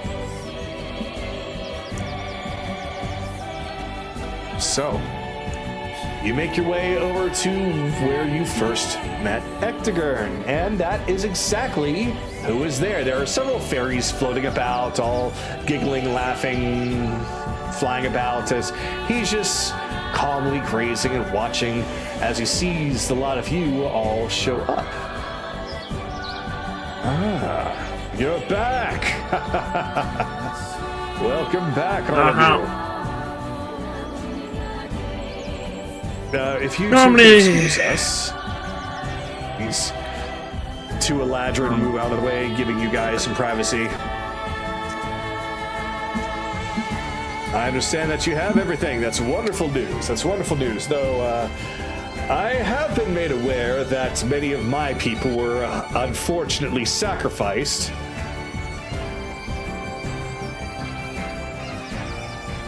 He just kind of looks at all of you. Oh, yeah. Might I inquire as to what happened? We showed up. We found him squashing a fairy and praying before a fucking devil lord. Archdevil. Yep. Finished. Let me finish. I'm in a very bad mood today. But making mushrooms grow. We had no proof that they didn't deserve whatever would happen, so we didn't kill him.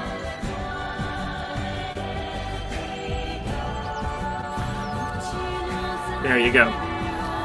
Well, I was asking more so about the horses that were nuked to death, but Oh! Yeah, they were being parasites to Lady Neothra, and I just decided to bring them to the sun. they were being I bad. still think we could have, like, talked our way through that I don't give before a you fuck. created a glue factory. I really don't care. Well, They were growing so... Okay, Ectogurn, look at you. Now think of yourself about 400 pounds heavier. Or about 4,000 pounds heavier. yeah, his eyes just kind of widen a little bit like, they succumbed to greed, did they? Oh, yeah. Gluttony, greed, the whole 9 yards. Yes. And here I try to teach my children to avoid such vices. It is, unfortunately, what it is. And although that it is a heavy loss, I'm sure that it was for the greater good that it was done, and Neothri is safe. So, it's saddening. But that's the awful truth of it. I mean, we didn't kill all of them. Just, like... mental math. Well, I thank you for sparing as many as you could. I mean, But they kind of ran away my- swearing vengeance, so... You know. But my people were not part of my trial, so I won't delve too much further into that. As far as the trial I had sent you on, you've come to learn that, well, not literally everything is as you see. An angel, a being of goodness, doing horrible things. Things like that are commonplace in the Feywild. You cannot trust your eyes. You can only trust what your heart tells you. And it seems as though that while you were able to procure what you went to go get, you were able to lift the veil on what was truly happening. So when you are My out heart's there, do not simply trust your eyes. Hector, no disrespect. We fought a plane tower.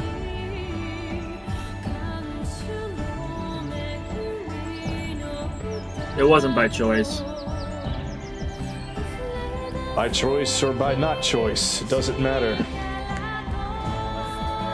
His actions, unfortunately...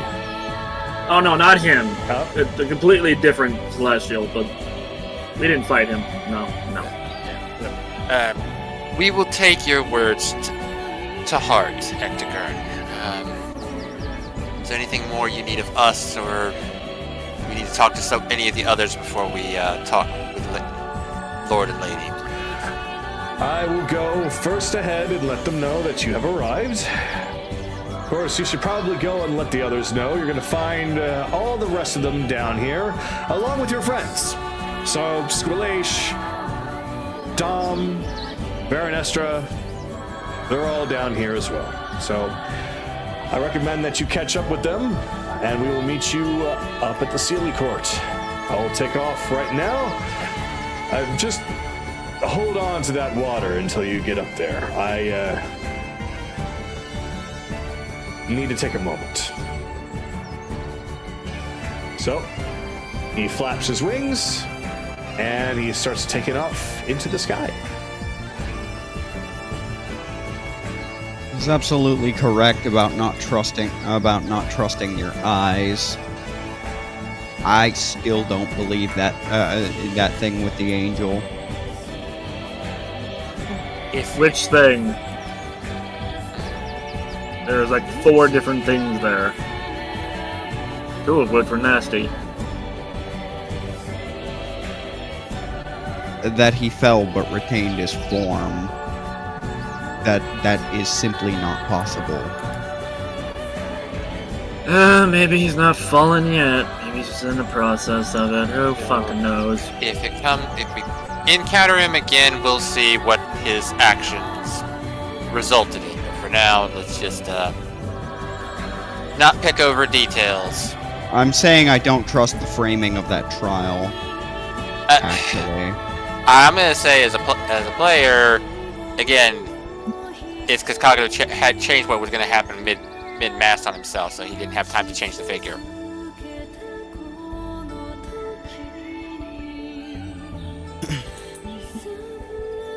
He was meant to have black wings, but I didn't want to make a second figure. Yeah. So I decided to change the rules a little bit and just be like, he's in the process. Yep. So. But anyways,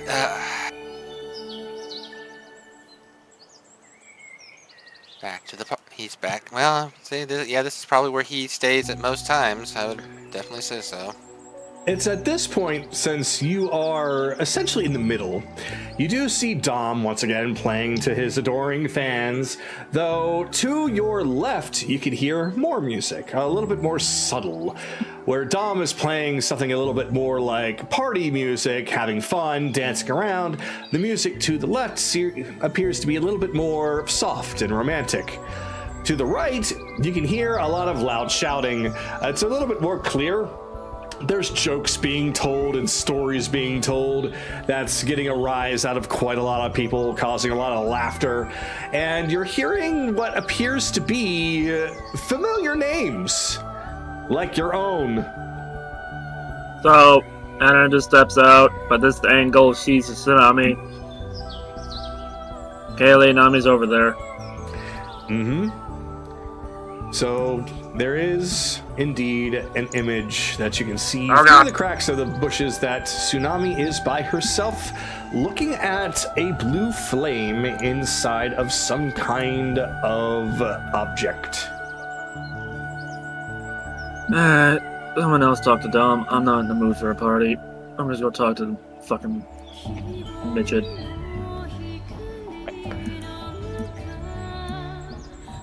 All right. right. So since there's a bit of a split up, then I'll let everybody essentially go where they want to go, and we'll have this be done in groups.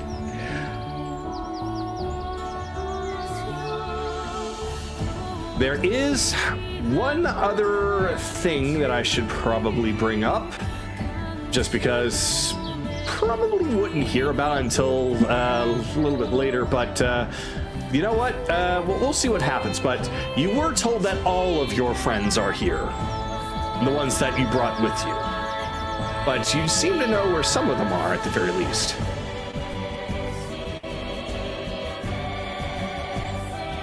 So, we have...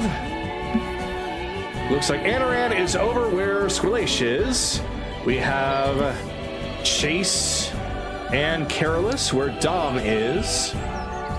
Kaylee has gone over to Tsunami. And... Kira's over here. Oh, thank you. Okay, so Akira is going towards where Veranestra, Yuki, and Finian are. Will's over there now, Will's over too. there as well. All right.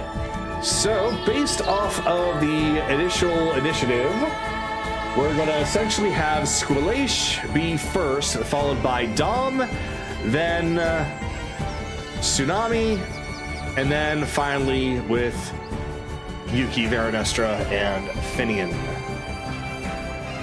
So, starting off, so Anoran, you show up and you see that Squillace is on top of a stage, essentially, basically telling stories of comical affair, essentially, to everyone. Things that you might have no idea about, since it's a lot of Feywild type stories. But then he just kind of changes the subject and starts to name drop you and your party on your arrival and the crazy things that they had you do.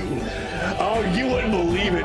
These guys actually went, and they went to get this water and oats and a chalice of frost and, oh, get this, a Wendigo. It was hilarious. I can't believe that they actually went to that. Although it is important, we do need to find out the grand answer. But still, somebody was actually dumb enough to do that. Just everybody else is just laughing hysterically. Oh, yeah. Anoran's malevolent energy just not like Anoran's in a bad mood after the Raven Queen got snarky. Real bad mood, and he's not hiding it. So there's just an ever-growing aura of I'm just done with this shit today. Squillace, sir, I think one of the dum-dums looks mad. What? What do you mean? Is he here? Is somebody here? Oh, there he is. Or at least one of them. Ooh, he does look mad. Do you want your booze before I shatter it into a million pieces? Well... He takes out the bottle and we need this grand answer to be, well, answered. How? So Anoran walks over, puts the booze, and just holds it like he's gonna smash it on this column here. As a reminder, there was a deal with Squillace about all that ether brew.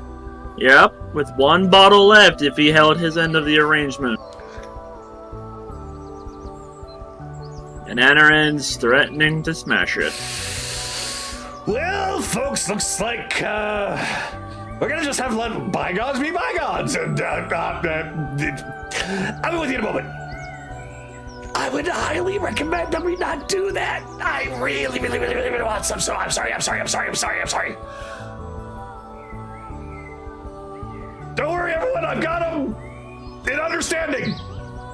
Please. There is a cold glare.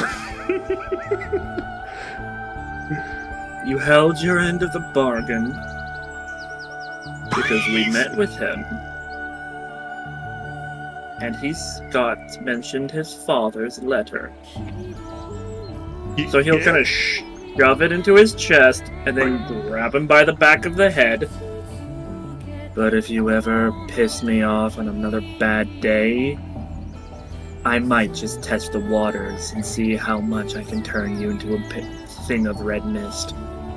Well, Okay. I mean, that's literally not possible, but I still don't want to exactly get on your bad side, considering that you are supposed to be a friend. So, thank you very much. And I'm sorry if I said anything to upset you, but I am a jester. It's what I do. So, with that Don't being give said, a shit at the current moment. I really don't know what is bothering you, and quite frankly, it's truly none of my business, so I'm not going to inquire. But we have held up each other's ends of the bargains, and therefore, the next step must take place. So I will end my serenading, and off it goes. Ooh. That one's a tricky one to get along with. All right, everybody. Show's over. I got business to take care of. Oh, really? But I was getting the good part. I know. I'll tell you more about it later. Tomorrow, same time, same place. So, skedaddle. Yeah. Anaran is like, all right, good. Arrangement's done. I'm out of here. Bye. All right. Silently leaves. Go ahead. Nope, that's it. Go on. So, meanwhile, in the middle where Dom is playing, once again, he gets his eyes on you, and he just notices you right away. He just points at his eyes, points at the both of you as he's still strumming on his guitar, and gradually starts to finish up his song until it gets to the very end. Looks at everyone. Excuse me, everyone, but I have something I need to take care of. As she hops down, all the girls are reaching for him. Oh, Tom, please come back! Nope, sorry, ladies. I have something of great importance to do. We're going to finally answer the grand question. Grand question? What's the grand question? It's our grand question. So, how'd it go? As he approaches, Careless already has the oats in his hands. We got the oats, just like you requested, along with everything else. Excellent. And, my, they are vibrant. Very nice. I see that Neathri has she, as he just kind of brushes his hands through his hair a little bit, has Neathri asked about me before? Nope. I don't think she's even dropped your name once around us. She's a little busy right now. Her domain is more or less a giant swamp. She's kind of have her mind on other things right now. Priorities. I see.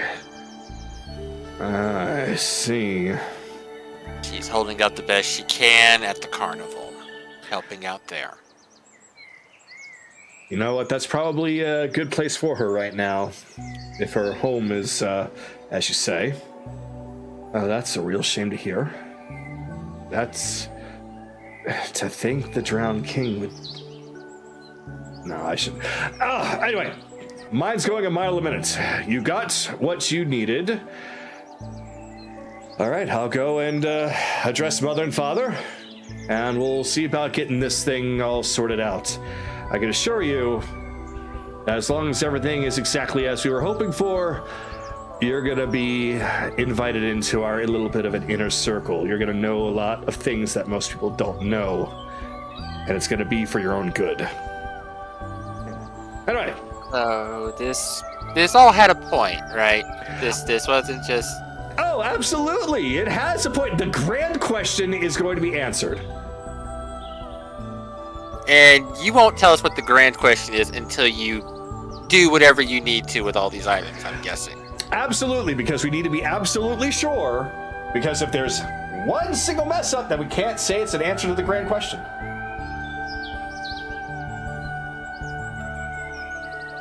Okay. Great. Of all days for Anaran to be a fucking powder keg. Okay. Go on. Go. He is he? Well, More so than usual. Don't just give him the oats. Mind your words with him today. That's all I'm gonna say about that. none of us are truly afraid of what he can do to us. It's more so what he can do to himself. And I don't think he's exactly going to be taking whatever anger that he has out on himself. So, we'll meet you up there. If he's going to be a sourpuss, he can be a sourpuss, but we'll give him something to be a sourpuss about. A direction. Sometimes that all is what it takes. Fair enough. All right, gentlemen, ladies, I am off. Please behave yourselves. And he makes his way out. I swear, if the grand question it has something to do with some kind of drink chase. Nope, not gonna explode. Can't have more than one powder keg. Look. They promised it actually has a proper purpose. You have to have little faith in them. Let's just, let's wait for us to get called. Alright. So I was at the bar last night, and I'll just end it there to pass it off to Kaylee. All right. So, Kaylee, you walk up and see Tsunami. She's by herself. She is currently looking at some kind of a magical blue flame. She's staring at it really intently. Though she does notice that you have arrived, and she looks at you with a smile, though that smile seems to betray who she normally is, as there is a bit of sadness behind it. Of course, she does warm up, of course, seeing you, as instead of her usual excited, bouncy nature upon seeing you, she just reaches a hand over and asks you to come stand beside her. So as you grab her hand, she holds yours tightly as she continues to look at the flame. This is something that I was taught just recently about being able to look in on somebody that you care about, no matter how far away they may be. And I still haven't gotten the hang of it yet. I've been trying to look in on you. I've been trying to look in on Ryudo, all of our friends back home. And while I see little wisps of what seems to be their figures, it's gone in an instant.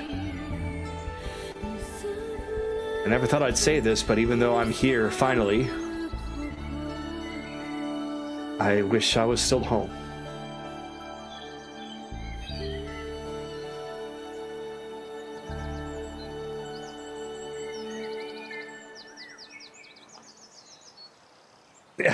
There's a... Yes, actually it is. It's a lot that's frustrating me. It's a lot of things that are still unknown about me, about this place, where I come from. Not the Feywild, but apparently this throne of Auroras. What chased me away, everything that led up to this. And why I still can't remember anything, even while being here. And with how time works, I have no idea of what's going on. I can't reliably know what's going on in the material plane. Even if a sending was sent out, it could be at any point in time for them.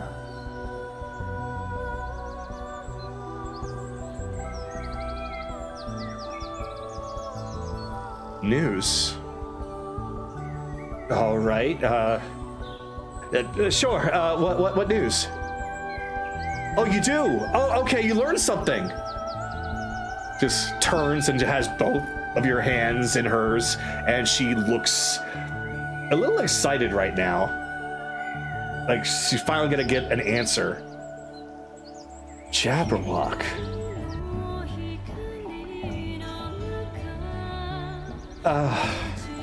She looks a little frustrated.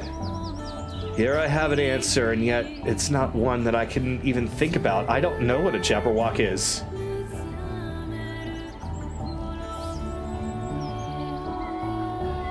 Okay, you could see what it could do.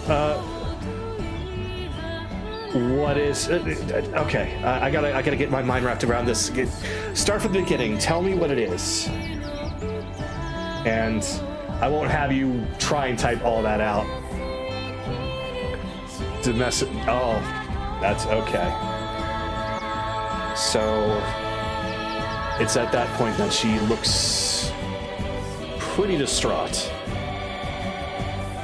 An entire village. Villages aren't just like a group of just everyday people. They're usually led by a strong high fae, sometimes even an archfae. And yet for this thing to just destroy it entirely, is that what you're saying? Then it must be really dangerous.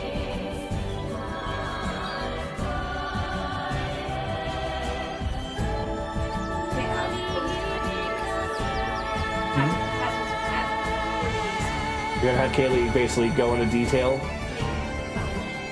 What the general Okay. So, do you want that to essentially be how your turn ends, or did you want to follow up with something?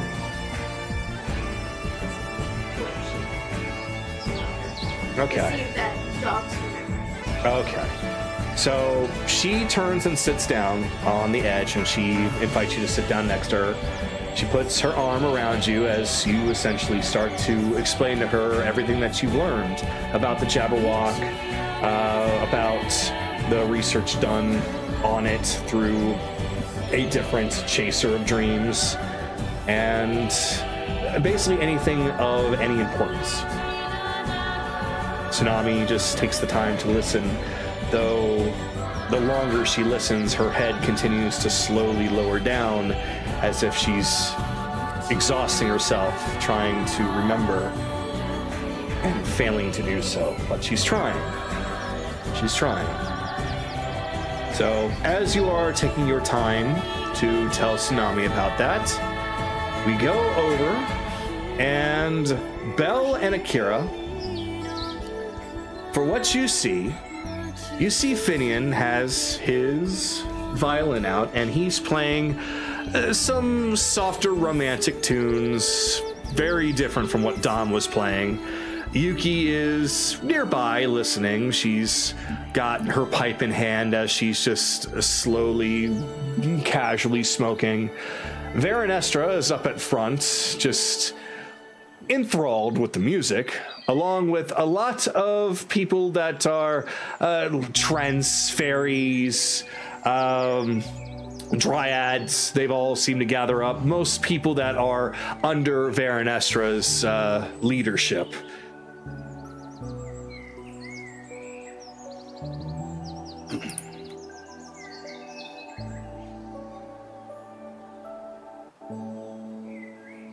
So it's at that point that Yuki does turn to look at the two of you, and she waves to the both of you. It's a small wave, not a big exaggerated, hey, no, just more like it lifts up a hand. Though it is very much in her character. Well, you beat me here.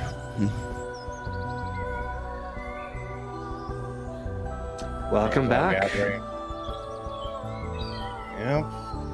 Everyone's got the got what we asked, got what everyone asked for. Oh, that's wonderful news. I don't think that I can really stand to be stuck in this place for very much longer. Everything's just so damn happy and chipper. Are you telling me? I mean, I guess it is nice that it's peaceful. But I digress. Veronestra's over there just having a time. Finian is doing his best to entertain, although I think he also enjoys it. But it's good to know that everybody's all right. I'm assuming everyone's all right. They're alive. That's all I care about. Alive is good. Alive is good. Well. Anyway, let me go leave Baronestra know that we are here and we got everything. All right. Hey, Queen Tits! Excuse me! Oh, they're back. Sorry, excuse me 1 second, Finian. What the fuck did you just call me? You heard me. Oh, I like you. You too. Welcome back, welcome back. She just goes over and gives you both. Oh, that's the wrong person. Gives you both a hug and a hug and a. All right, so you got the goblet.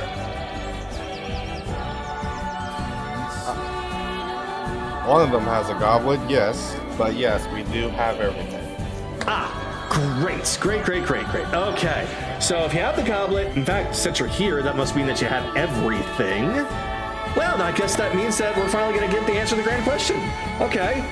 Well, dang, I guess that means that we're going to have to end our little fun time here. Finian, looks like we're going to have to wrap things up. I got it. So Finian starts to play one last song. All right, well, whoever has the goblet, well, I'm sure that we're going to be getting it shortly. So I do believe that I have a fun story to hear from you if you had to procure this from a succubus. You're gonna have to talk to everyone else. I wasn't there for it. Oh, well, huh. You were at least there for the Wendigo, right? Oh, that? Yeah. Then honestly, as long as you were there for the Wendigo, that proves your strength. You were also there to help out Neathre, and you tried to actually use diplomacy, did you not?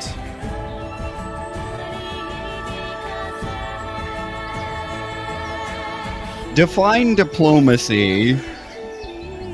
Basically, for me, not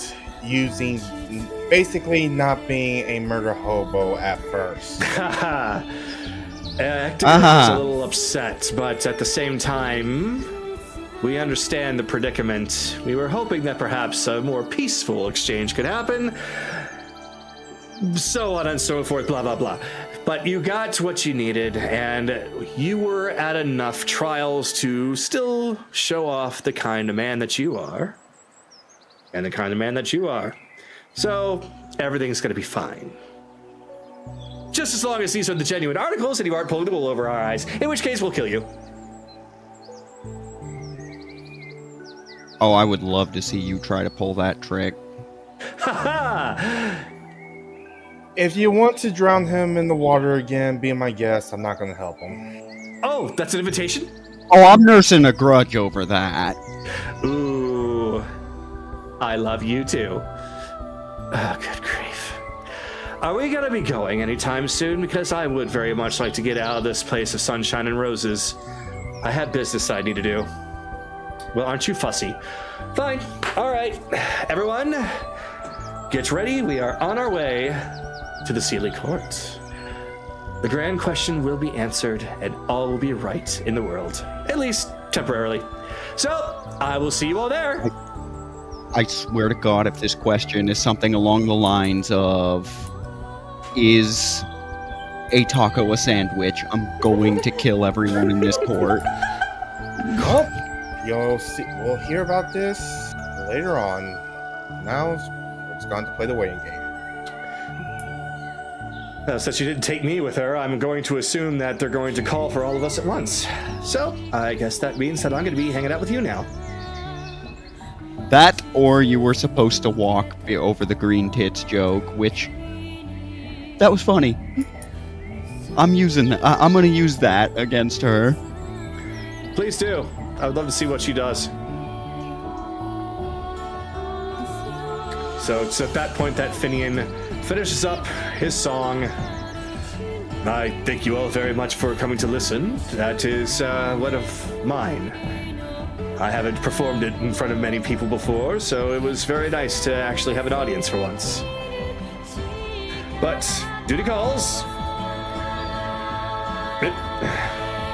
So he just kind of hops down off this platform while all the fairies and dryads and trents they all give a bit of applause, and then they gradually start to thin out and all go their other ways.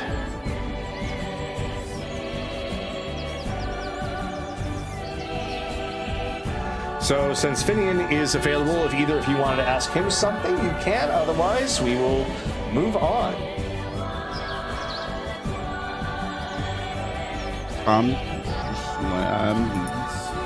Figure Akira. Anything you want to say, Akira? Either to Finian or to Yuki.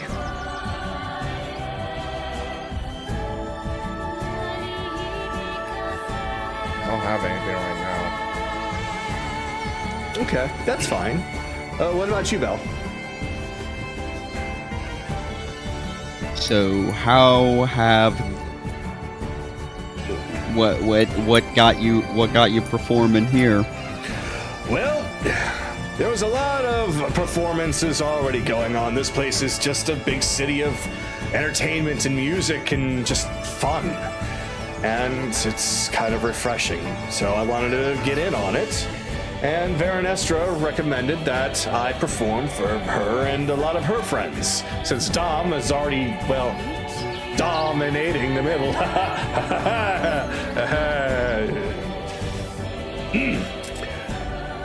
I just figured that it would be best to keep myself busy. Yes, they do seem particularly weak to the power of song. Stories have a way of capturing the Fae. It truly is. From my time being here, it simply has not changed. Music is one of the oldest forms of spellcasting.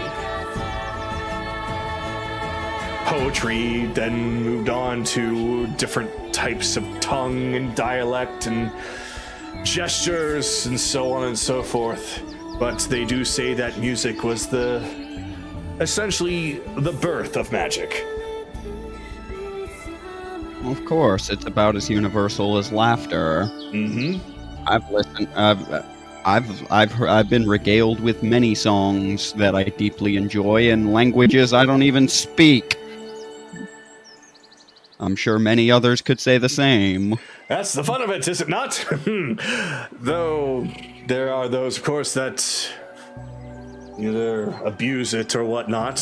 People like Jameis, but I'm trying to be the one that spreads the joy of music rather than what it can do for greed.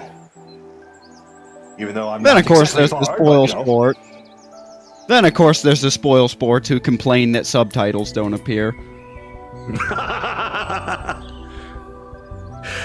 That is something that we need to work on. Subtitles.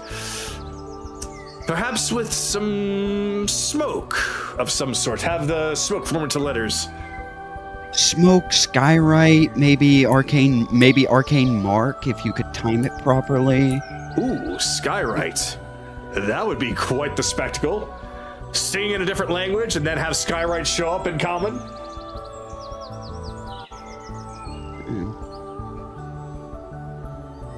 It's certainly...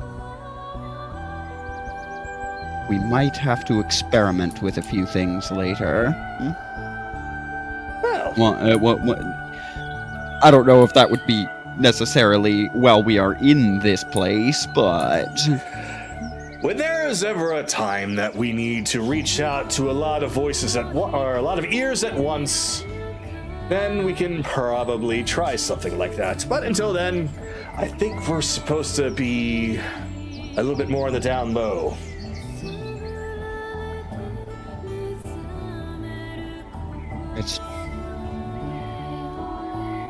That's genius. No, that gives me an idea. Wait, what? I did something? What did I do? You gave me a plan.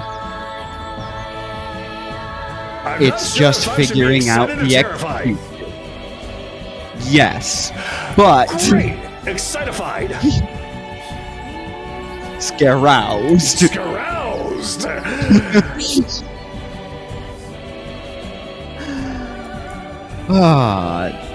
It would not be a stretch to call this place the realm of emotion, would it not? Oh, absolutely is. Depending on where you are, your very emotions can change the weather, change the environment, can determine how you're able to get from point A to point B, or if you're even able to get there at all. It's more so the civilizations that are a little bit more unified. Once you get more out into the wilds, as you've probably seen yourself, it gets a bit more, well, wild. Well, yes, naturally, but what I'm driving at is the emotions of this place. They would have an effect on the material, correct? Strong enough emotions, I would assume so. Strong enough emotions, or enough denizens feeling the same emotion. He begins to narrow his eyes a little bit. I think I'm starting to pick up what you're putting down. You're looking for Absolutely. unification in order to help affect what's going on in the material plane.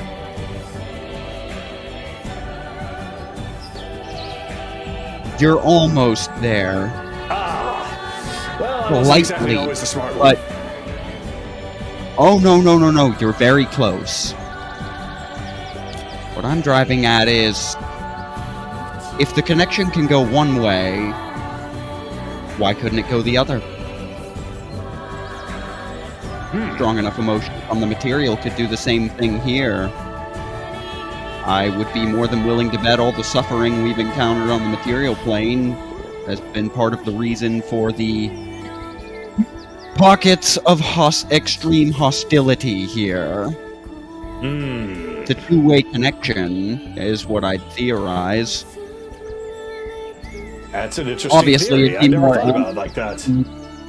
You know, obviously it'd be more amplified going from here, the source of chaotic emotions, to the material, but I see no reason why the reverse couldn't also work. It's an interesting theory indeed. I would say that's probably something worth looking into further, at least once we have a means to start.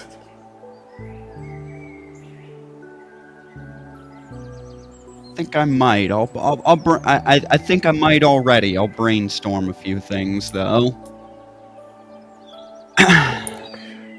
So it's at this point where everybody hears a voice in their heads. It is coming directly from Squillace. All right, everyone, time to gather yourselves. I'm going to be bringing you up here. You all are together, correct? There isn't anyone missing? Are we supposed to speak? Can he hear us? With the red-haired one decided to stay back at the carnival. That's about it. The rest of us are still in the city. Yes. Ah, I see. No, there's still one. I think Fio was her name. Oh. Yeah, where is she, actually? I haven't seen her since we arrived. So, it's just to speed things along. Because she also heard that voice, she's just going to flutter on up, and she will appear next to Chase and Careless. I'm here. You okay? Sorry. It's been busy. We thought you would have been with one of the other groups. Or at least with Oh, Tsunami. you were here for a while? Yeah, it's okay. It doesn't matter. No. Hey, are you It okay? matters. Well, looks like everyone is all there accounted for. All right, 1, 2, zippity-doo. And then just everyone's just lifted up. and shot up through a beam of light before they find themselves, you find yourselves at the Sealy Court. Not giving you at all any time to speak to Theo. Oh no, we got Ocarina of Time.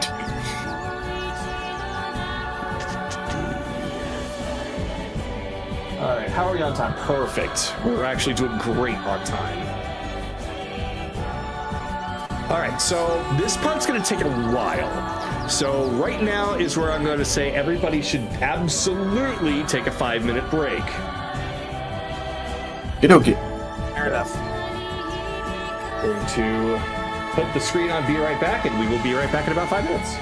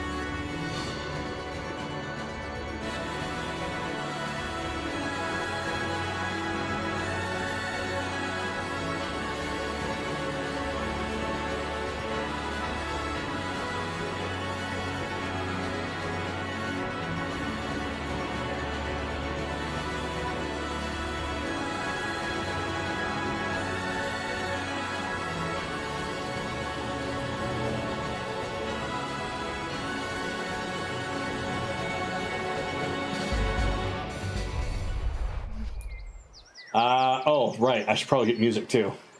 Da, da, da, da.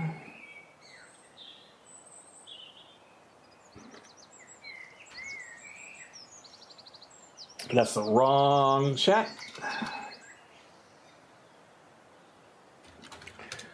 Okay. So, all of those beams of light that picked all of you up all come back down directly in front of all the members of the Sealy Court. Those beams then disappear. You are essentially Mega Man teleported in. Beam me up, Scotty!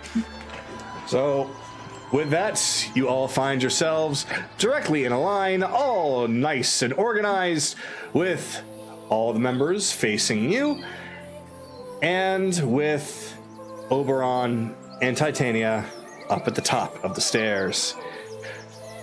Titania clasps her hands together. It is so wonderful to have you all back, and with the task completed. That is fantastic and very quick of you to do. I hope there wasn't too many in the way of complications.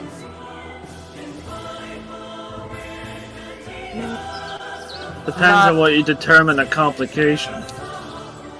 Well, That go ahead.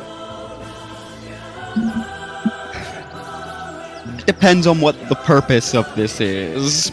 Well, Because if this grand question is fucking stupid, then yeah, there's been a complication or 40. So the two come down the stairs. Oh, no. This great question is very, very important to us. So we are so...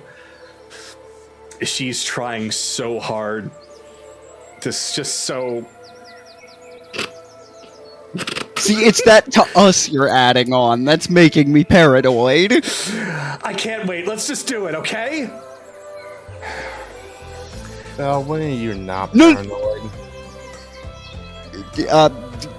Fair enough, but no. If you two are gonna start fucking right here, like, go back inside. Let's just let them do what they need to get done, okay? Yes.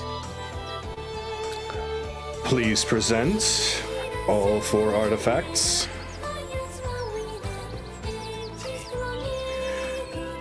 A keen eye can definitely see that Titania is just vibrating back there. Even Varanestro is just looking at her like, calm down. Like, Mom, chill, you're embarrassing me.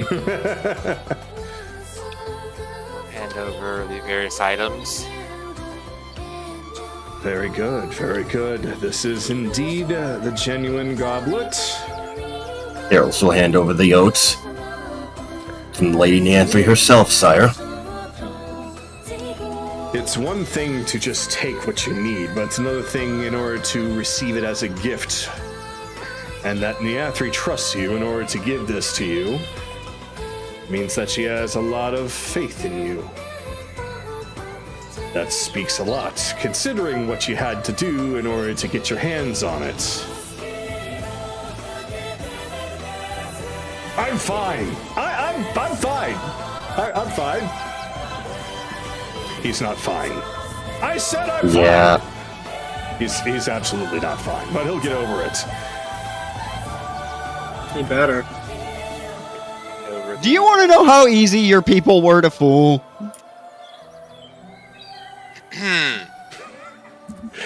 My companion. I'm fine. Thama, you have the water. I do? Oh, have I guess I portable do. Right. I did do that. Oh god, I hope that didn't mix with the poison water. No, Kaylee put it in it had a barrel. We put it in a barrel. Remember, Kaylee put that in a barrel. You're good. I know, I'm being an asshole. And I'm trying to... As Chase hands over the bottle with the will-o-wisp in it. That is impressive. Well, it was Squillace that gave you the trial. It was actually something that I was hoping that you would be capable of doing. This gives me a lot of trust in your capabilities. To be fair, Lord Oberon, it was probably one of the easier things we've had to... You broke up a little bit there, Naraku. Oh, sorry, one moment. Sorry about that, Lord Oberon, but that was kind of one of the easier things we had to kill.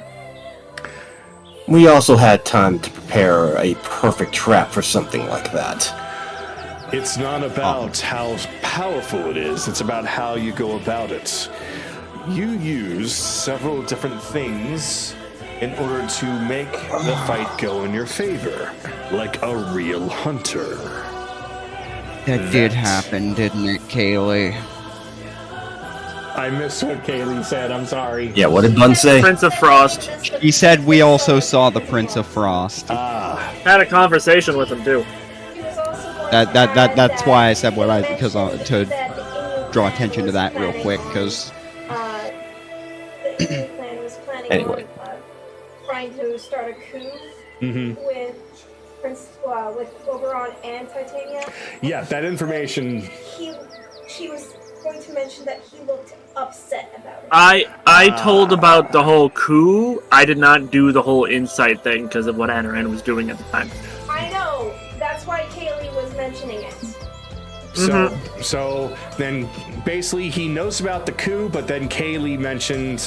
Okay, I gotcha. So during the exchange, Kaylee mentions that they met the Prince of Frost, and he didn't seem all too happy about the possibility of a coup on the Sealy Court. I expected my son to show up, considering that it was his territory for one, and two, we even mentioned you all by word. I trust that he was in perfectly good health.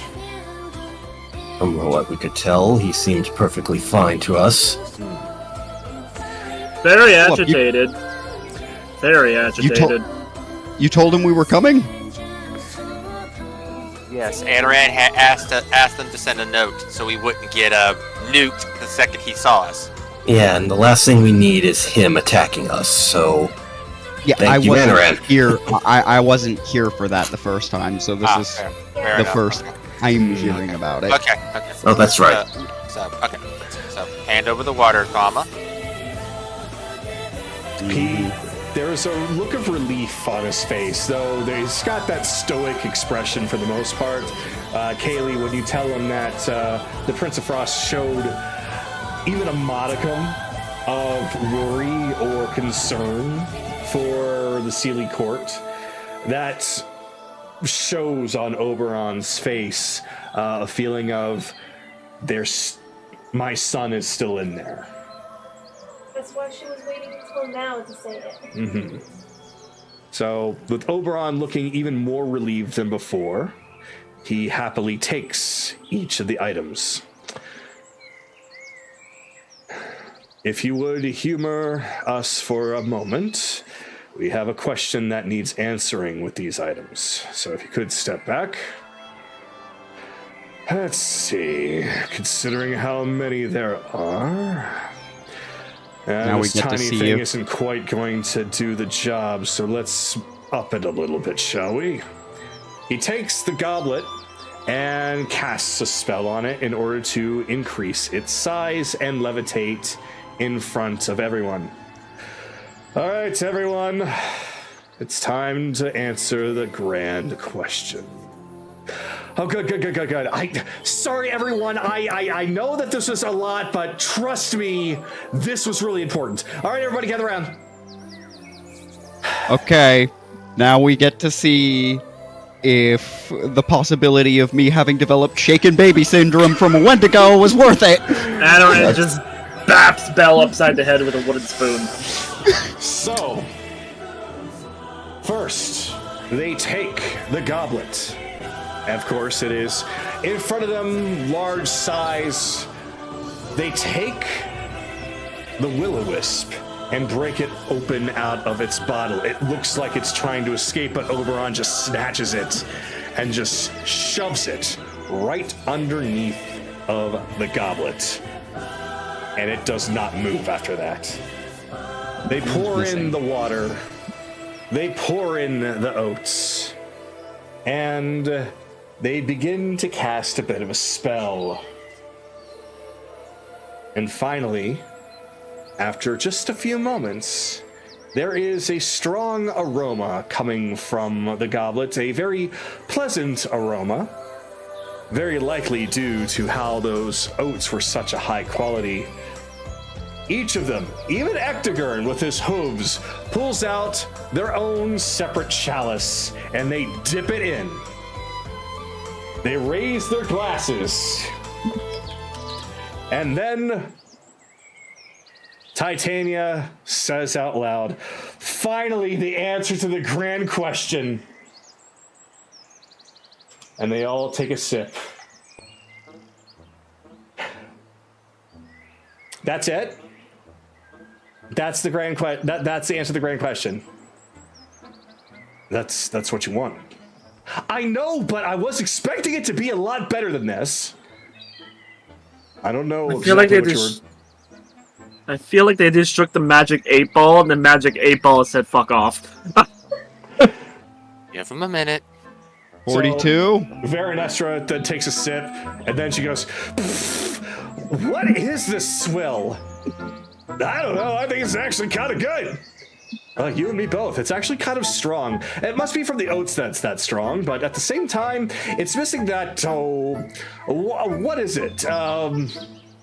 Depth. Right, it's missing depth. Maybe we should have probably added more to the grand question? You can't add more to the grand question because the grand question's only the grand question. Chase, Anaran's hand that's holding the wooden spoon is currently trembling.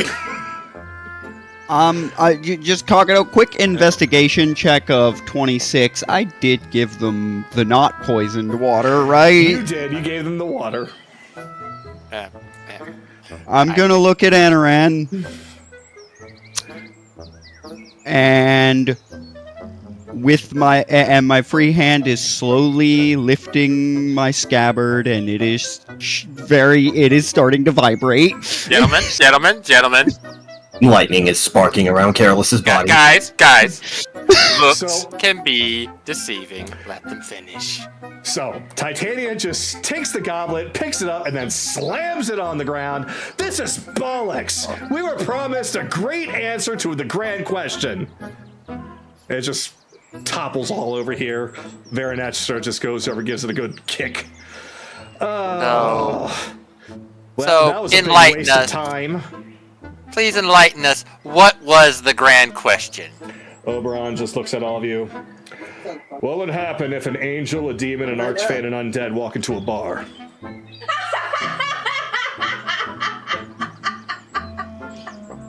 Smack! Ah!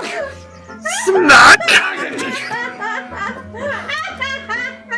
Not you, Bell. Well, you're No, feisty. Tama. No, the sword is out and magic is beginning to channel. Tama, He just looks at Oberon and just taps him with it. No. Both of you. No.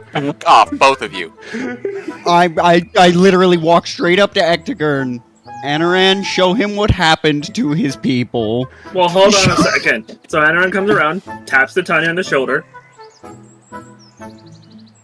Politely, just like tap, tap, tap, tap. Bonks her on the center of the head. Ah!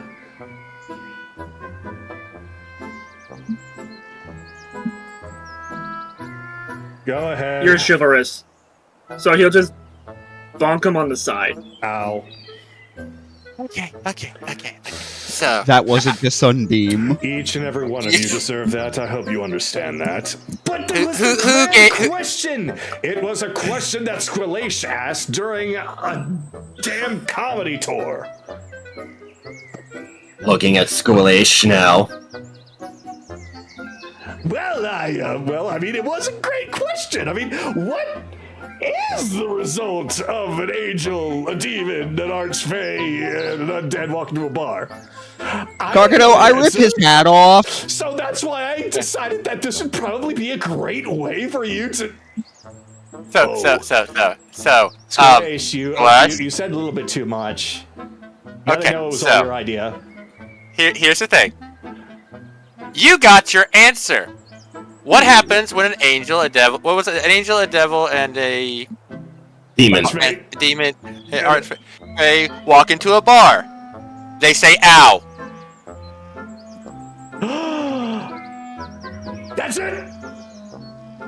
What's it? They say ow! I don't get it. They walk into a bar. Oh, I get it. It's not the drink. It's the experience. Oh, good grief. Okay, everyone here except Oberon is fucking stupid.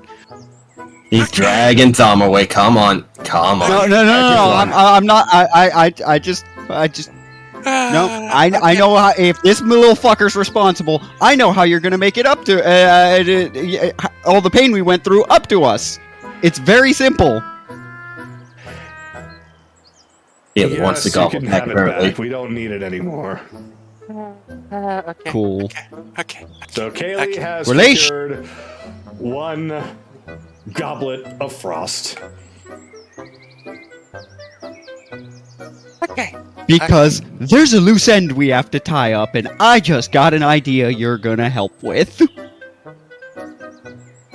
Can we discuss it later, Thama? There's a lot of information I would actually like to get. As impertinent to the fucking tasks at hand. They do owe us answers, so save your anger for later. No. This is a surprise tool that will help us later. Oh, so you're just taking his hat. Yes. I see. take I his see. hat, I see where you're going with this. and I give him the other hat. This one's smelly. Yeah, Consider you're it gonna your hold on punishment. to that and wear that now. No, I'm not. What do you? I can still kill you! No, you can't. really can't. No, you can't. You'll have my nemesis. Okay. Okay, so if you really want to know, I actually won't do evasion. I stole that from a red cap, and he's gonna be pissed about it. So having you have it is a powerful bargaining chip. That red cap that you got, that would have happened to have been during my trial, would it? As a matter of fact, That belongs to Molos. Yep, I'm keeping this. I stole his hat while he was unconscious to use as a bargaining chip because I know he's gonna be pissed and come after us. He's just rolling around laughing. Like he can't even hold in his breath. So you take that as a trophy. He has to deal with you fuckers to get it back now. A red cap's, well, cap is their most prized possession. He is absolutely going to be livid when he finds out. How did you take it from him without him knowing? I knocked he got knocked out by alcohol. Really strong alcohol. I don't know what Anaran did to it.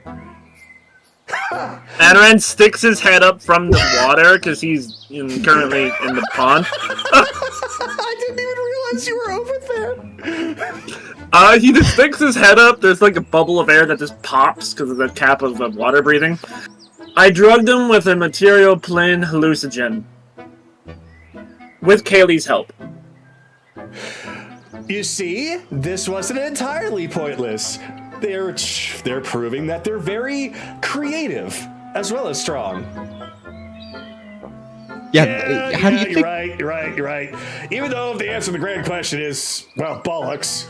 At the very least, they proved their mettle. See, I was right. I was right about them. You all wouldn't believe me, but I was right about them. Like for you know, Anaran just rolls up the stairs. So, yeah, now, by giving it to you for safekeeping, it's hidden in plain sight, and he won't be able to kill us if he wants it back. That all being said, let's get to the point why we're here, shall we? Right.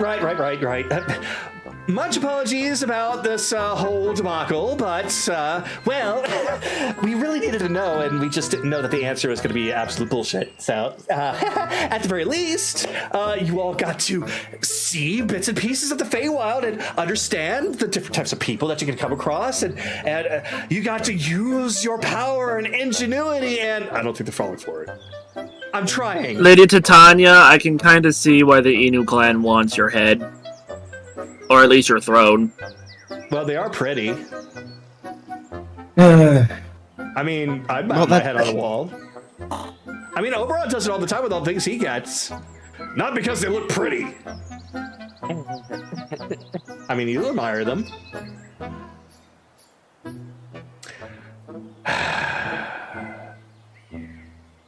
I think it's about time we move away from the subject. Right, of course. Kaylee is bouncing. I gotta ask what Kaylee wants.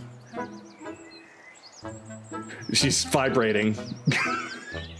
She's not bouncing, she's just vibrating. Yes. I think her imagination was getting the better of her. I think she was thinking of sexy times. Haha. To be fair, so was I. Oh. I see.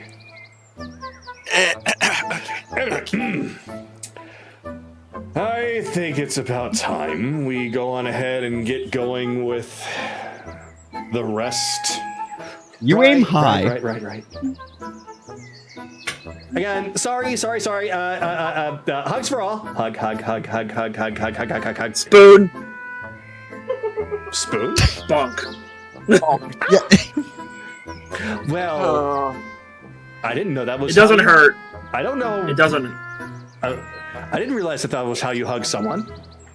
It's not. It's not. Just He's don't just touch a me. little I'm not in a annoyed. good mood. It's. She just gently puts her hands on your head. What troubles you so? Okay, if she does that, she gets Vietnam levels flashbacks. His goddess hanging up on him like a snarky ex-girlfriend. And Oh, it's not even the flashbacks that got him mad. It's the fact that the Raven Queen hung up on him like the ex-girlfriend. You just had to use the word hang up. his patron deity is being a bitch. Oh, that's why he's so grumpy. Yeah, let's try to cheer him up, all right, everyone? I need a name and a face of someone that I can kill. Excellent. Specifically We're of the on Inu same clan. Page. Everybody to the reflection pool. What's the Wait, reflection Oh, good. pool? right behind As you. Oh, Aaron good is- lord, the cleric's having mommy issues. I Oh, think you were so bathing Aaron's just like dripping wet. Oh, that was a reflection pool? Reflection pool. You don't Okay. actually have to go inside. Just gaze upon it. Yeah, no. Wait, were you trying to drown yourself? Yes. All right. Hey, wait. No, you stay the fuck behind me. You stick your face into the reflection pool, and it is the coolest, most refreshing water you have ever tried to drown Burble. yourself in. Oh boy. Okay. So, Yeah, you are vital to my plans. You don't get to die like that. Anyway, going we are to looking at the reflection pool. move people kind of in place here as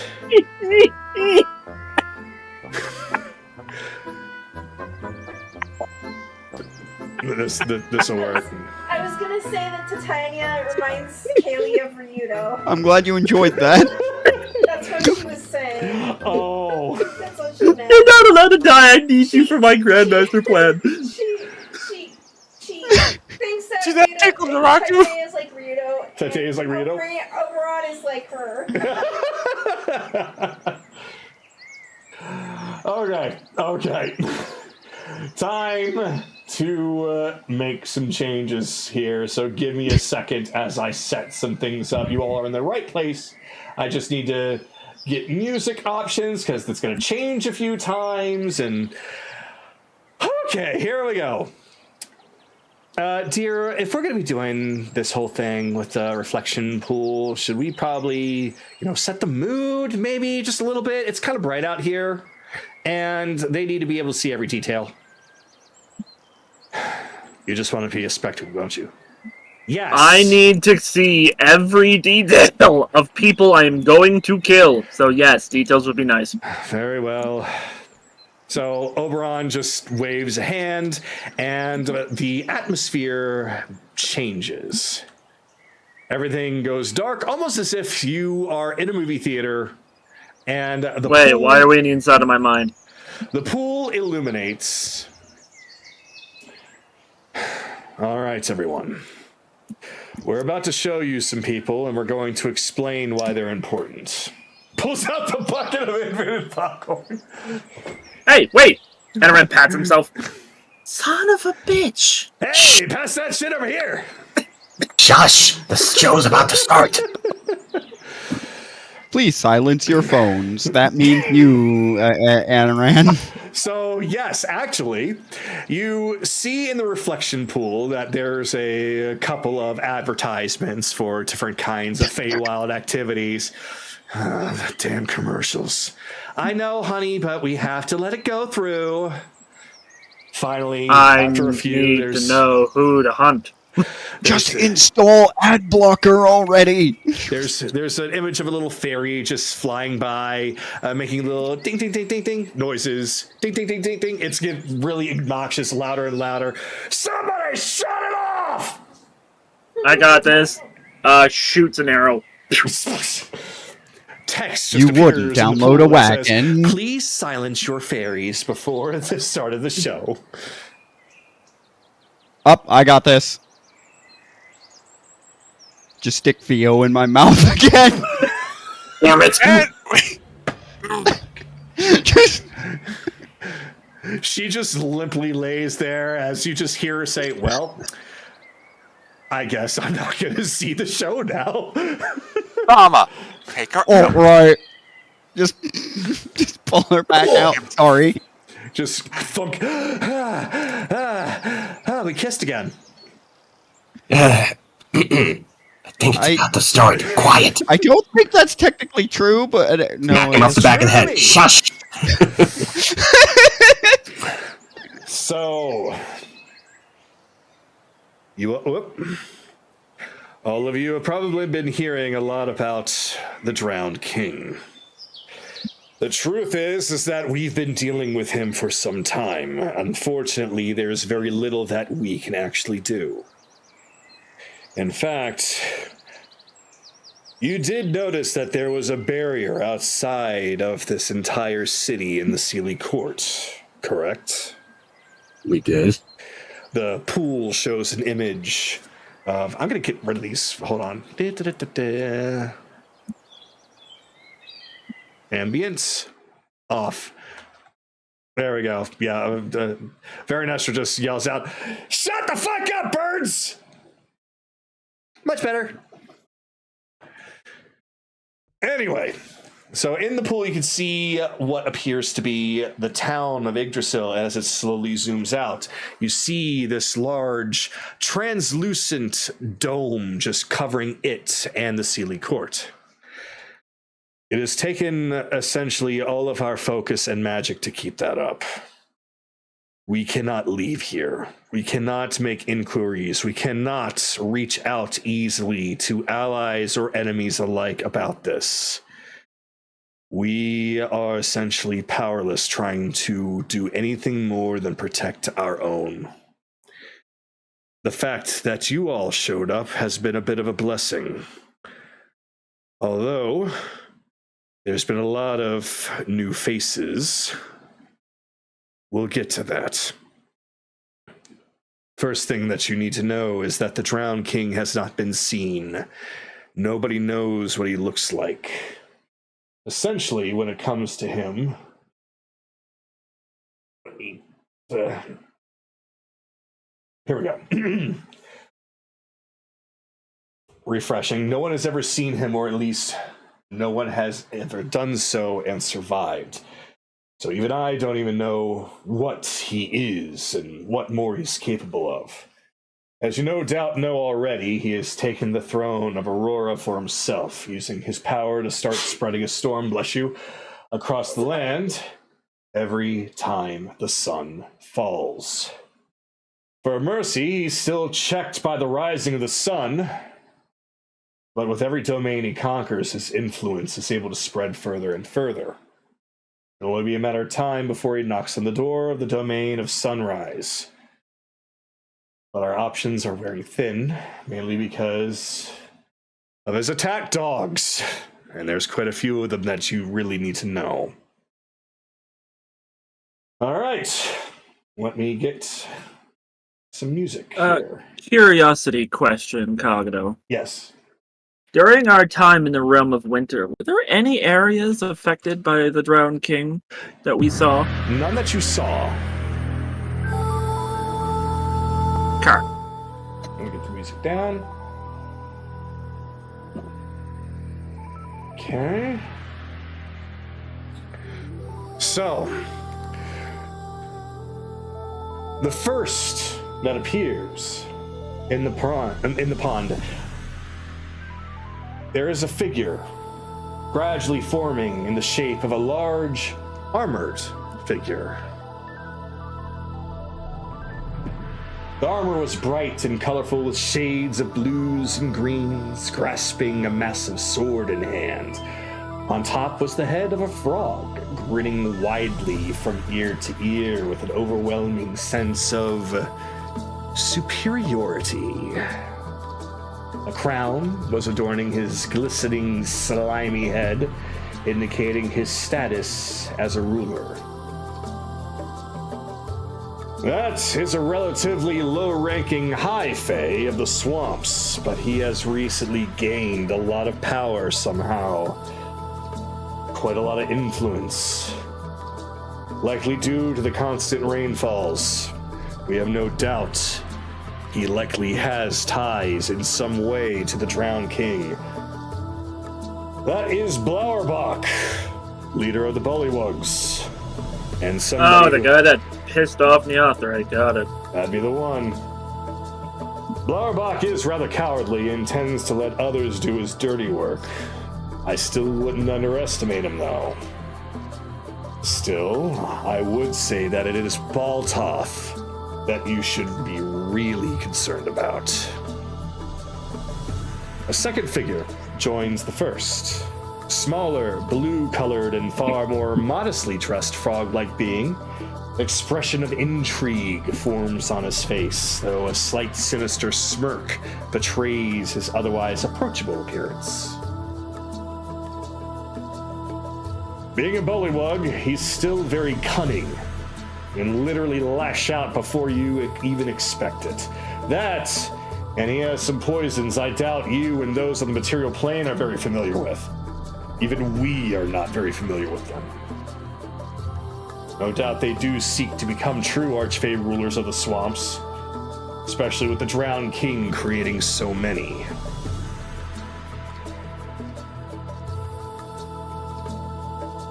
So he pauses and gives anyone a chance to say something, ask any questions, so on and so forth. So these... Go ahead. So Bell, that one, you're gonna be in that one's face the entire time. Yeah, that's what I was about to say. Well, if it's poison, he's gonna love me. So, curious. These bullywugs, they're based off toads? They are indeed based off of what would be in the material plane as both toads and frogs. They are able to be on land and underwater, no problem. So, Anaras just... Which... Does he look more like a toad or more like a tree frog? Closer to that of a frog, like a tree frog. He's nimble. The other one's probably a little bulkier, but slower. This one, however, is quite agile. I see tree frog. Okay, so for that one, yeah, I need to get into his face, which means We need to back him into a corner.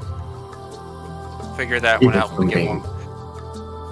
Kaylee can probably keep up with him to cut off escapes. Okay. They have been All right. Oh, go ahead. No, go ahead. They have been quite mobile as of late, though the king likely spends time back at his lair. His son is the one that's going off on these crusades, claiming whatever swampland for themselves. No doubt that's because of all the swamps created that is what has gained them so much power and influence. And if they're not stopped, then Neathri is going to lose almost her entire domain to them and will not recover. That would likely spell the end of the Feywild as we know it. How many swamps have not been claimed by them yet? Whatever swamps that have not been created. Otherwise, they have already laid claim as if they already knew where they would be. Okay. Any particular sightings of, any particular indication of where they'll be next? Unfortunately, no. The storms do not show any pattern. Not any that we've seen. The closest pattern that we have is any place that has recently suffered any kind of an attack. But then the storms come pretty much after immediately. When we are done here, make sure to prepare a map of the Feywild and make sure to show off areas that are infected. We might be able to see a pattern. Absolutely. Now, there's still more. It's not just them. There are a few others that appear to be in his employ. Now, as he changes over, the water hello, ripples. Mama. The water ripples once more, erasing the image of the Bullywug King and Prince, shimmering and shifting to that of a more feminine image, with skin that glistened like pearls, extending down a long, curved fish-like tail. Beautiful seafaring being now shimmers in the pool. But despite the incredible beauty that she possesses, there's no hiding behind those ink-black voids and cold, uncaring expression. Siren? I'm not sure if you've all had experience in meeting mermaids on your travels. No, they're mostly myth in the material plane. Well, I can assure you that mermaids are like delicate flowers compared to sirens. They prefer the deeper, darker depths of the sea. And this one, Azamara, is the current reigning high fae of the siren folk, and likely wants nothing more than to see everything underwater. So no doubt she's working with the Drowned King. She likely has the command of some of his terrifying beasts, if not more, to protect her. Hold up. She wants everything drowned, but the previous two just want swampland. Yeah, god damn it, the rock. Get out of my fucking head. We can use that. That's also probably how they know where the swamps are gonna be next. She's only doing a little bit right now. Until there's enough water for her to advance it past what they want. She's biding her time. Very I can low. wait. Either way, I mean, she's still gonna be a fish fry in the end. We just gotta figure out how to preserve the meat and stop Akira from sticking his dick in it. Anyway, she has been the quietest of his forces so far. We have no idea what she's capable of or what she's planning, but she does seek to gain quite a bit from what the Drowned King intends to do. I would definitely look in on her. So, with that, once again, the figure changes. Immediately, the next figure forms a stance and aura befitting of a Zidorian noble. An owl clad in... Oh, what? No, Anaran's is like, the moment that Sidorian noble vibe shows up, it's like, I want this one dead! An owl clad in shimmering furs of black and gold, standing tall and proud with the poise of a queen. Sharp red eyes glow upon her smiling face, and clawed hands show hints of speckles of red, blue, and purple liquids. Despite She her, particularly muscular. she definitely shows some muscle, yeah. Okay, never mind. The previous fish fry is not going to be Akira's target. Despite her regal appearance, she's anything but. She might appear like a polite gentlewoman, but it's mostly to lure you in with her claws. Having assembled a large number of creatures of the night to her side, she likely looks forward to the sun being permanently behind storm clouds, allowing her and others to rule the night. She's the reason that the Harengon people have been driven to near extinction. They are her favorite prey. She's swift and uses the dark to her advantage, so pinning her down will be troublesome, assuming you're able to find her at all. Then again, he slowly turns his gaze towards Kaylee. Considering the present party, there's a chance she might come to you. Good. She is the reason that they fled, whoever was left. That's why it's so rare to see a Harengon anywhere in the Feywild anymore. They were either devoured by her or chased away into hiding. Well, I mean, Kaylee, you want to pluck this bird? I don't know if we can make the hunter the hunted for once. Again. the vibe I'm getting just looking at her, I don't know if this is apt, but did we ever come up with a countermeasure for Dragon's Howl? Because this seems oddly familiar. No, we did not. Don't think we ever did. I think our countermeasure was you not casting it. What? Me not casting what? No, Exactly. Dragon's Howl. Dragon's Howl. Dragon's Howl? Yeah. Yes. Our countermeasures were more aligned with peeling that cloak off of him. This will be a nice test. See Well, if I we can mean, rip off wings her are wings. kind of like a cloak. If you don't think too hard about it. I'm all for defeathering her. No. Okay. Might even be able to get you some special arrows out of it.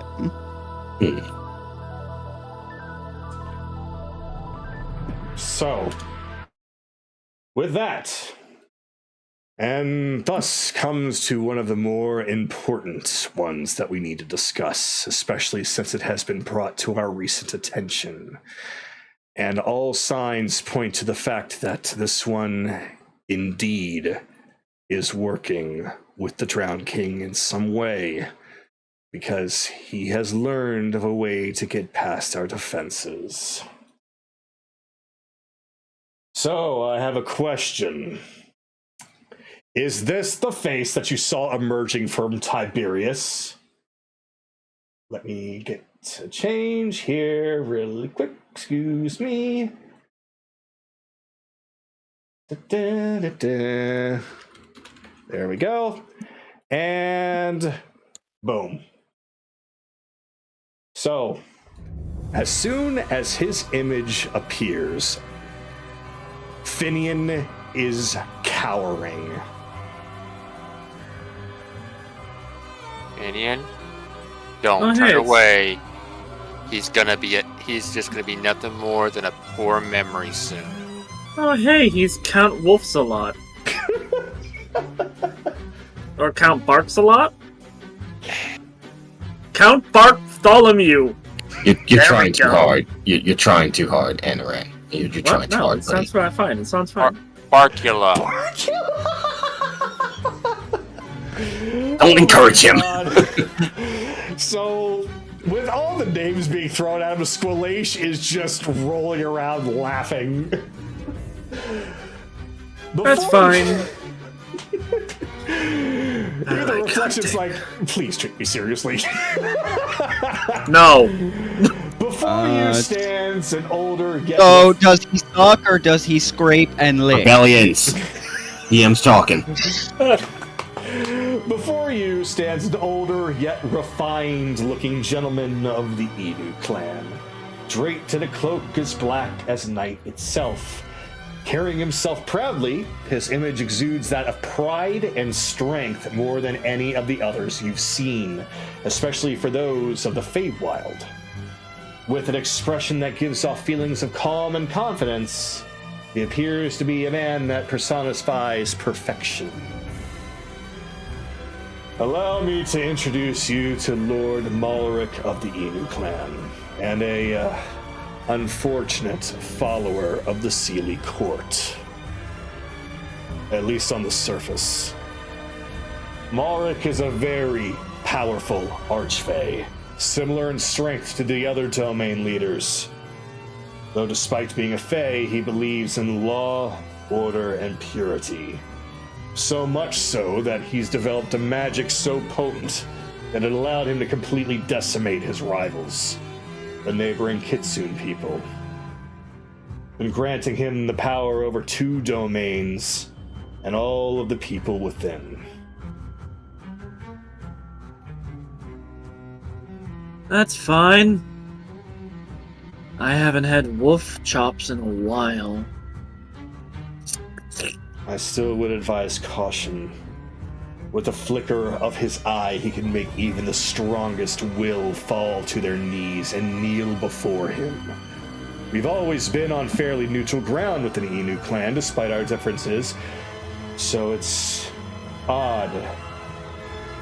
What could have caused him to want to stage a coup, I wonder? Perhaps that there was an offer much sweeter. Go and ask the question. Mun, what was the question? Kaylee asked if he was dominating his own kind. He was not dominating his own kind, only the Kitsune. In fact, to further expand upon your question, he believes that the Inu clan is superior to everyone and everything else in every way. Everyone else is beneath him. That's how he sees it. He doesn't Sounds show familiar. much respect to even the Sealy courts that he has claimed he sides with, mostly since he hates the Unsealy even more, but no doubt, with what we've just learned, there's a lot more going on with him than what we initially thought. That sounds very familiar, doesn't it, Tama? It sounds oppressively familiar. Query, did none of you think to just throw a comically oversized bone at him? Naraku, I'm sorry you got muted, but there was some feedback coming from you.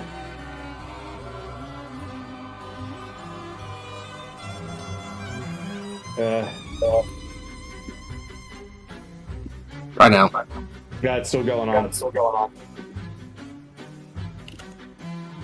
Okay. Oh, he unplugged his stuff. Yeah. We'll continue on while he fixes things. Yeah, as I was saying, did none of you consider throwing a comically oversized bone at him? They would likely take that as an insult and absolutely obliterate it. Good. Anaran, I need a comically oversized bone. He's away from the computer at the moment, Bell. I'm warning you. He is exceptionally powerful and dangerous. While you are free to do what you must, I would advise the greatest of cautions and preparations for him at length. Going in foolhardy will get you killed or worse. Besides, You said he can dominate people with a glance? yes. Okay, I think I have an idea. Continue. Yeah. Besides, without his nemesis, your success, if any, will be fleeting. What's his nemesis? I wish we knew. A nemesis is a person, place, or thing that is able to permanently depower or even destroy an archfey. If an archfey is killed without the use of their nemesis, they'll return sometime after, be it a single turn of the sun to hundreds and hundreds. However, the archfays know of what their nemesis is and goes to great length to hide it from anyone and everyone. So unfortunately, not even we know of who or what his nemesis is. We do! Finian, Everybody had the exact same idea. You They know, all don't you? slowly turned to Finian. Finian, I really want this man on a silver platter. Could you please? You all assume so much of me. I don't know what his nemesis is. Fine. You- promised you would tell- Sorry. Okay. We'll talk. You promised Actually, that whole time. question. For the higher Fae here. A nemesis, does it have to be an item? It is a person, a place, or a thing. So either a person kills them in any means necessary, or they are killed by anyone in a certain place, or killed by a very specific object. Okay. Fine. Well, hold up. Then. I said hold up! Oh my god! Shut up! Fuck's sake. Okay, vibe check. Is this in character or out of character? Yes! Not for me. Okay. I've been interrupted 5 times already. All right, let's take this one at a time. So, I lost my train of thought. Go ahead. okay. Then, Anaran, what was it that you wanted to bring up? This asshole doesn't want his people to have fun. No games, no toys, no music. Right, Finian? It's not just about fun or not. It's about purity. It's about being perfect. Answer the fucking question. Yes or no, fun, toys, music. I suppose not. I never had any toys growing up. Then we have an idea of where to look. He is removing things that he does not want. One of them has to be his nemesis. You promised you would tell us everything. We'll talk after we're done here. All right. I did promise.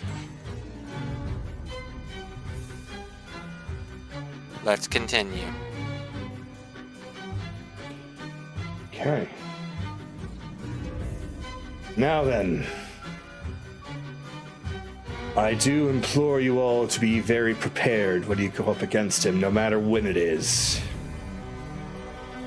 Still, there is one more dangerous thing that we have no doubt is indeed working with the Drowned King. After all, it's because of it that the storms even come in. It sets the stage.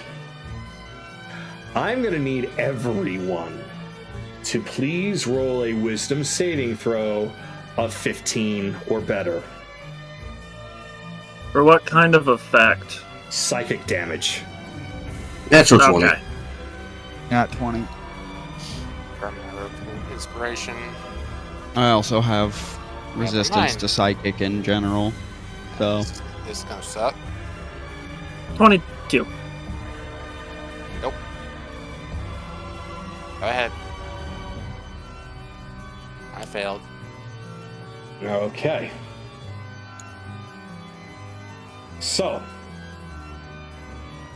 let me get this up here. So, if you succeeded the roll, nothing happens. If you fail, you take 3d12 psychic damage, which is going to end up being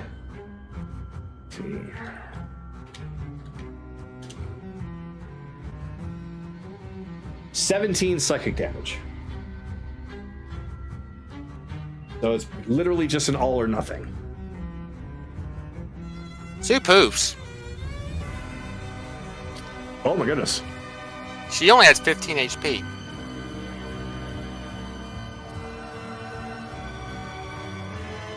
So when you say she poofs, like she's gone? She turned into a gem. She turns into a gem. Oh wow. Yeah, she's unconscious, Okay. effectively. Okay. So Oberon starts to cast something just to try to shield the lot of you upon what you now next see.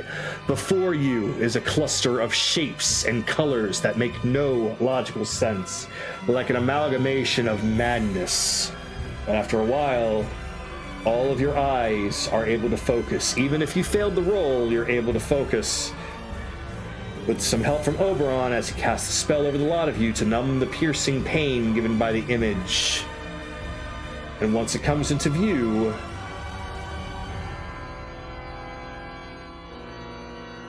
is a horrible black dragon that takes form with colors that can only be described as the living abyss pulsating off the tips of its claws, its wings, and teeth.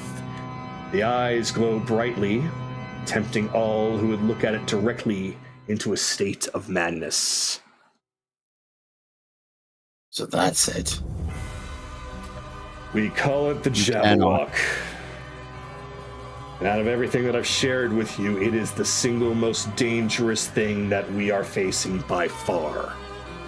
It's completely immune to magic, and its body's healing factor is so powerful that swords and spears and other kinds of weaponry, they don't damage it enough to have any lasting impact. It came not long after the drowned king, and each time it strikes, a storm soon comes after. We only have one hope. Unfortunately, we're trying to track her down. The Baba Yaga, for her magical expertise. Be it animal, vegetable, or mineral, she tends to know more than most. And we hope that she has some insight on this creature, but unfortunately, no one has seen her in a long, long time.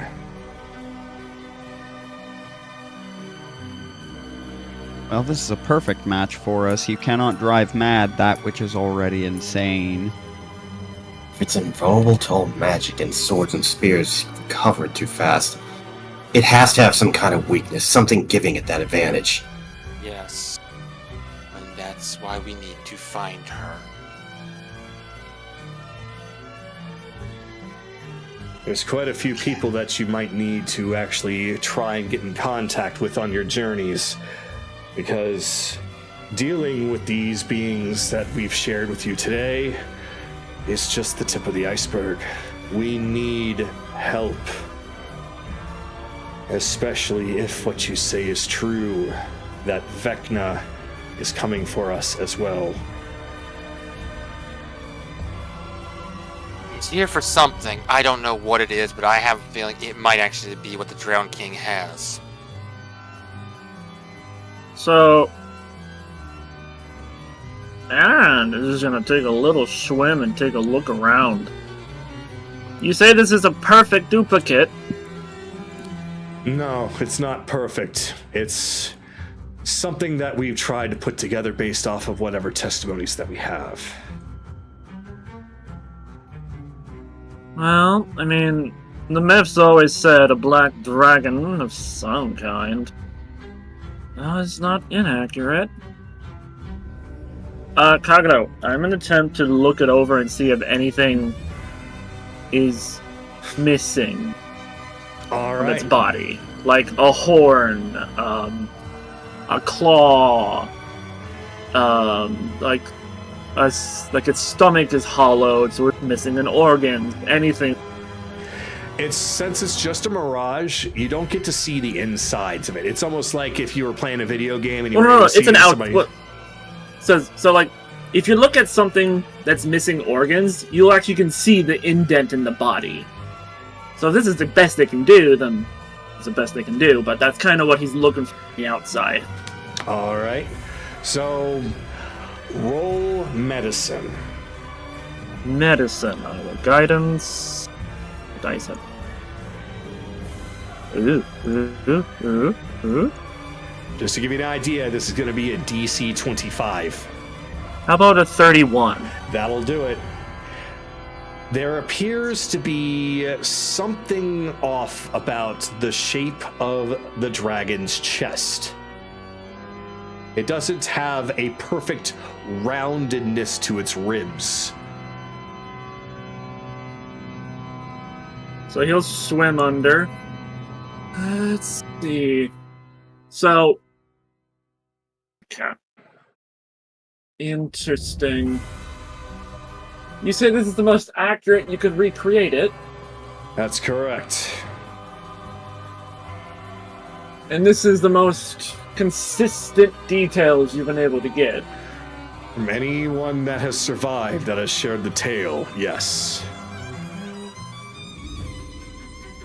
Did you get any memories from Aurora when she fought this thing personally? Unfortunately, we have tried to take some time with Aurora in order to get her memories, but we fear as though that her memories are locked in her throne. Very well. We have no doubt that there's probably no way she's going to remember until she reclaims it. So Kagato, the area of the rib cage, is it like the upper area of the rib cage that's all fucked up, or the lower end of the cage? Upper. Upper. It's either missing a lung, or a heart, some other vital organ or gland within that area. If it's immune to weaponry and spells, it's missing its heart and its life's tied to it, and that's probably what the if this is connected to the Drowned King, that's probably what he's got that Shadow might even be interested in. Shadow. There's an indent here in the upper torso. The lungs typically fill this out, but it's almost as if the lungs are missing a gap. So I would assume either a gland that's up in that area, or heart, as Fama has mentioned, maybe even part of a lung. Well, still. Even though that's the case, the heart may still be impossible to cut without the nemesis, so we still need to find the Baba Yaga. Yes, but at least we have a better idea. That being It's something said, there was something one of you mentioned before. I think that we need to discuss something, and perhaps there's something that you could assist us with. Someone that we're not sure of. So once more, there's a ripple. And then, Chase, you know exactly who this is. You all do. Well, there you are, you pain in the ass. Oh, Shadow. there's the Shadow Kitty. He came to us similarly as quietly as the Drowned King. Mysterious in origin, but powerful in will. He came to us some time ago requesting assistance in locating a treasure. Though we were not able to assist him in his quest, but Veranestra confirmed that this man was quite corrupt with a darkness unlike anything we felt for a long, long time. So we outright refused him. What was he looking for? He didn't say. We didn't give him enough time. We wanted him out as soon as possible, but the thing is that he's been awfully quiet ever since coming. With somebody with that much power behind him, we would think that he would have done something of notice. And he hasn't. You clever bastard. You're making me do your dirty work for you. Biding its time. The thing, though, is that it was a darkness that I recognized. I'm sorry to feign ignorance before, but we had to be certain of your action and character. That aside, now that we know, we can finally discuss something that happened quite a long time ago. Something right before the Drowned King's appearance. Vecna has come for the Feywild once before. A gateway to the Shadowfell was opened in an attempt to flood the world with its darkness, but Vecna underestimated the power of Viren, the Sun King. That's Aurora's equal and opposite. Though the combined efforts of both he and a strong, intelligent ally, a visitor from another world, that was when Vecna was driven back. Harnessing the power of the sun like a weapon, the portal was destroyed by overwhelming light. And that ally was you, Chase.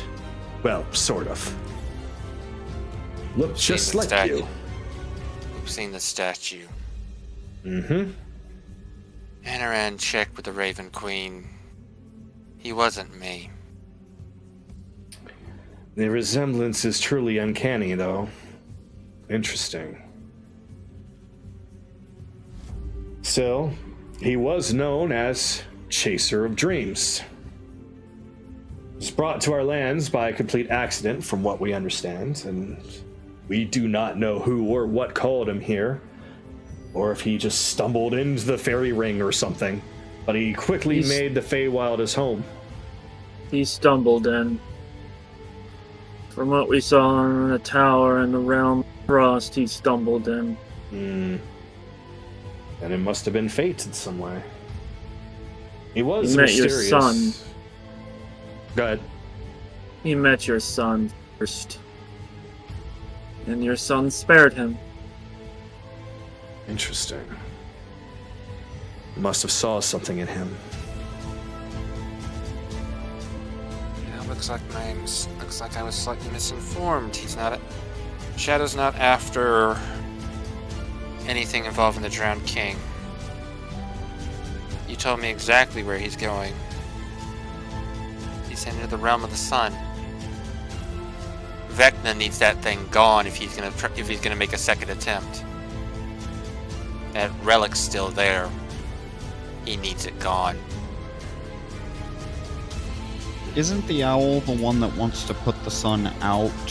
Yes. Well, that is actively working towards doing that at this moment. If the Yep. Drowned King has his way, there will be no sun. It will be permanently covered in darkness from all the clouds of storms. I'm gonna find Yeah, Shadow. but- She's our best bet. Because they're probably gonna be palling around. Yeah, that's what I was getting at. It looks like we have a winner for our first lead on that. Okay. Question. I know it was a long time ago, but this variant of Chaser of Dreams that you saw, was he carrying anything like a notebook or something that would scream a sailor? No, Any nothing item? of the sort. He was always writing in something, but nothing that actually screamed out sailor to any of us. In fact, he was more so like, how do we call it? A scholar.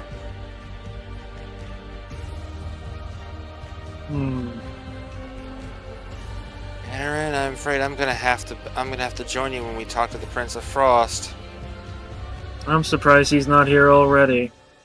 I think he has something we need to see. Probably. If anybody has that book, it's him. You might have been his. Well, not you, but Yeah. Chaser, you might have been his first. You cut off his Gotcha. first what? Oh, his first mortal friend. Ah. Of all the Looks like I'm stories. one in line to win money in this deal. If the Titania. prince in all Go ahead. if the prince in all of his tales is ruthless towards mortals, yet he allowed us to live on political safety measures, if he's allowed him to live, he probably would keep something to preserve the memory. That Chaser of Dreams dead. I double-checked. And that's strange, as Titania walks up to Chase and puts her hands right onto his face, as if rubbing and checking and sculpting. You could be his twin. Did he have any children? If he did, it was not here. There was a time when he suddenly disappeared. We believe that he went back to the material plane because nobody's seen or heard anything from him since. I can ask. But I could ask to see if he died in the Feywild or here. And Aran, are you gonna be talking to her anyway through other than commune? They're having a talking date because of the Prince of Frost. Yes. Can I Assuming sit she in? will hold her hand of the fucking bargain. Can I sit in? That's up to her. I don't think she'll stop you. You know, depends on how she does it. I refuse. Hmm. Anaran, you just hear a stern voice from the Raven Queen. Oh, now I you want to refu- talk to me. I refuse. Clarify, you refuse to talk or you refuse to have him listening? I refuse to have him in our private conversation. I'm sorry, but he cannot be present. Fine, but you're gonna answer any questions I have. No ifs or buts. I will answer what needs answering. Anything to help you on your quest, anything that is important, but all that is irrelevant will be left out. Well, we'll see what irrelevance means.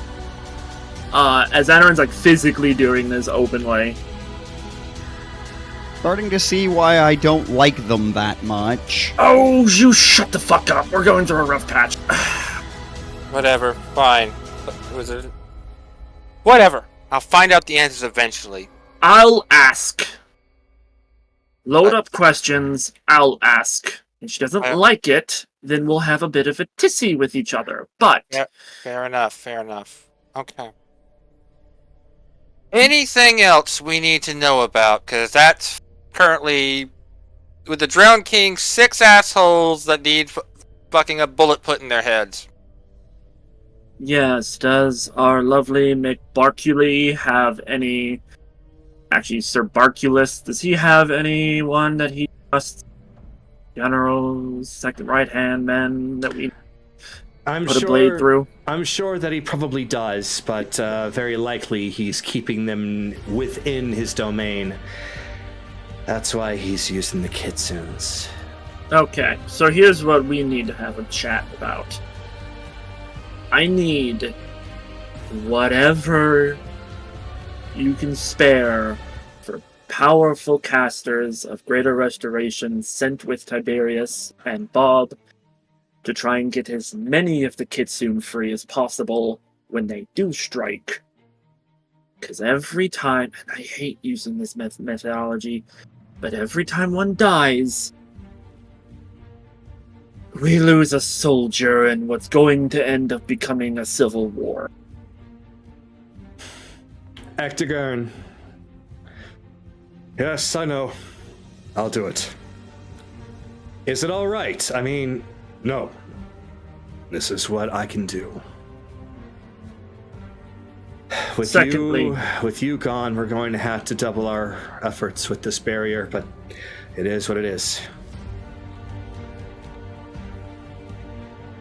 Nami.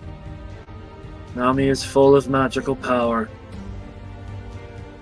You take his place.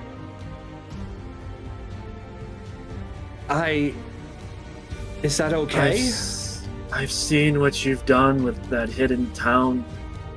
the magic you were producing.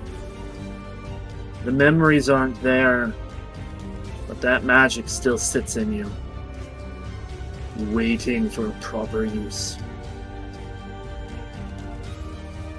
So she looks to you, Anaran, and she understands what you're saying, but she can't help but slowly turn over towards Kaylee. Oh, sorry, I'm in the way.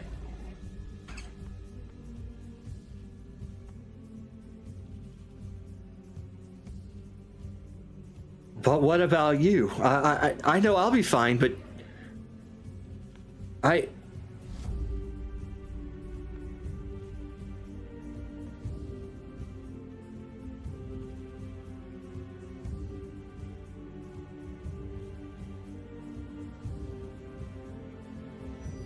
all right.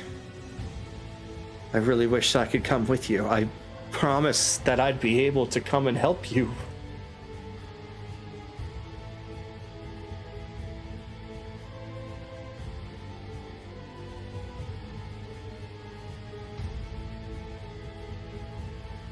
I still don't think it's enough. Nami.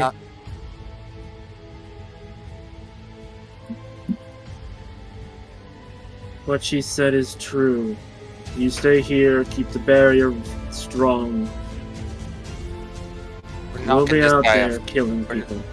We're knocking this guy out first. We can't have them messing with our ride all the time. That brings another question.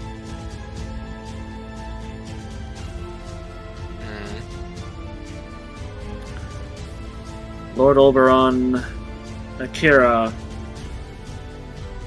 Yuki, and all the other kitsunes we got. I think if there is any knowledge of any hidden temples or cities or sanctuaries of the kitsune that are still have yet to be attacked, now would be the time for us to find them. We're gonna need everyone we can get. While I'm forced to stay here for the sake of our people, we will absolutely be sending you with every single bit of knowledge that you can handle. Not only that, but I might be able to continue to help your efforts while still stuck here. If you find the time, I have a couple of other hunts for you. Not only would it be a good way for you to strengthen yourselves, but also learn a little bit more of different ways that you can traverse the Feywild and deal with all of its monsters. Anaran dumps out the dragon devourer parts that they have. I see that you're already a collector then. All I'm a right. wood elf. We live by what we hunt. And you Every already part have an matters. idea of what I'm insinuating. I think it's about time we fire up the forge.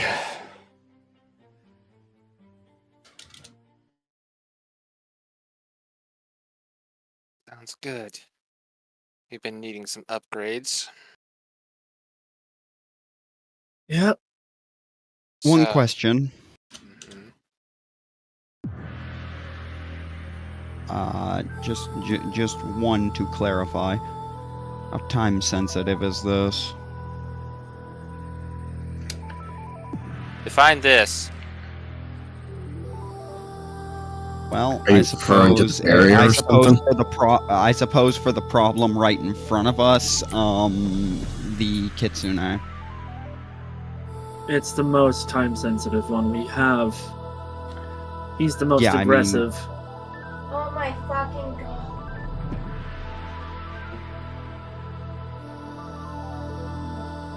Everything all right?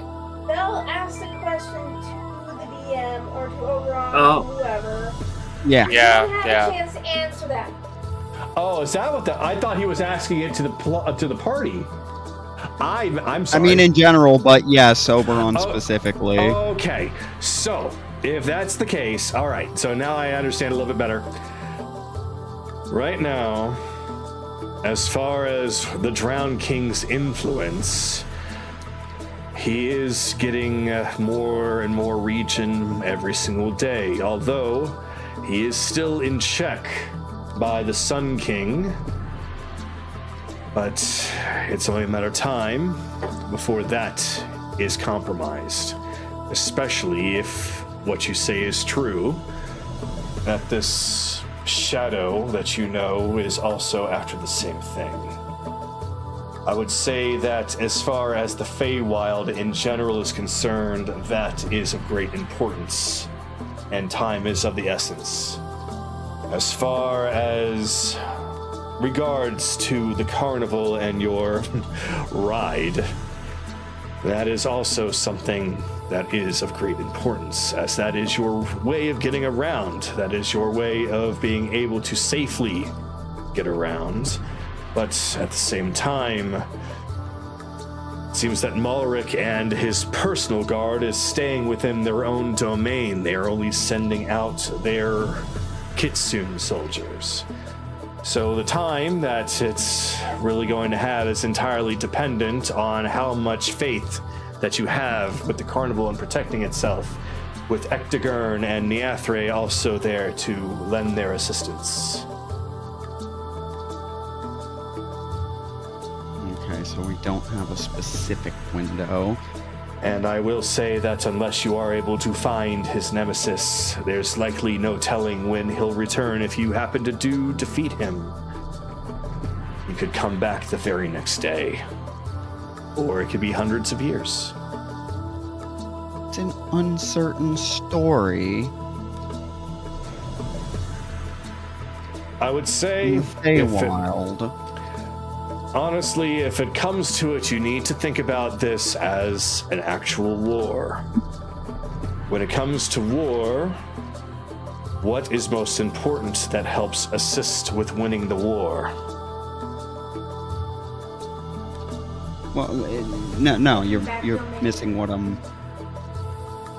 Taking You're, back domain.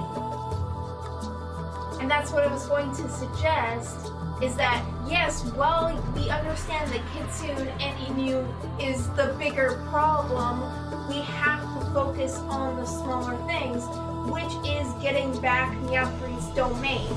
So we need to focus on the swamplands. Reversing what you're basically saying, try to reverse as much of the current influence that he has right now. Exactly. Her power is the most important. Okay. So, with that, just in case anybody had trouble hearing, Oberon will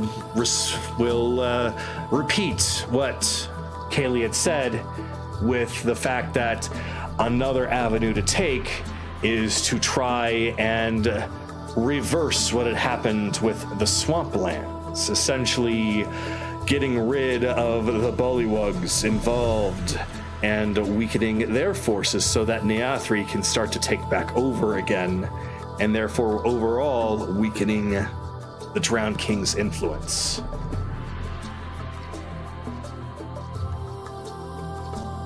So that's another option to take. However, we cannot deal with them unless we have their nemesis. Incorrect, actually. Are they not powerful enough? I don't think I clarified. Allow me to explain. A nemesis is only a problem for Archfey. High Fey are powerful indeed, but they are not Archfey. If they are killed, that's it. They don't have a nemesis like Archfey do. And these are the only high fae in his court. That is correct.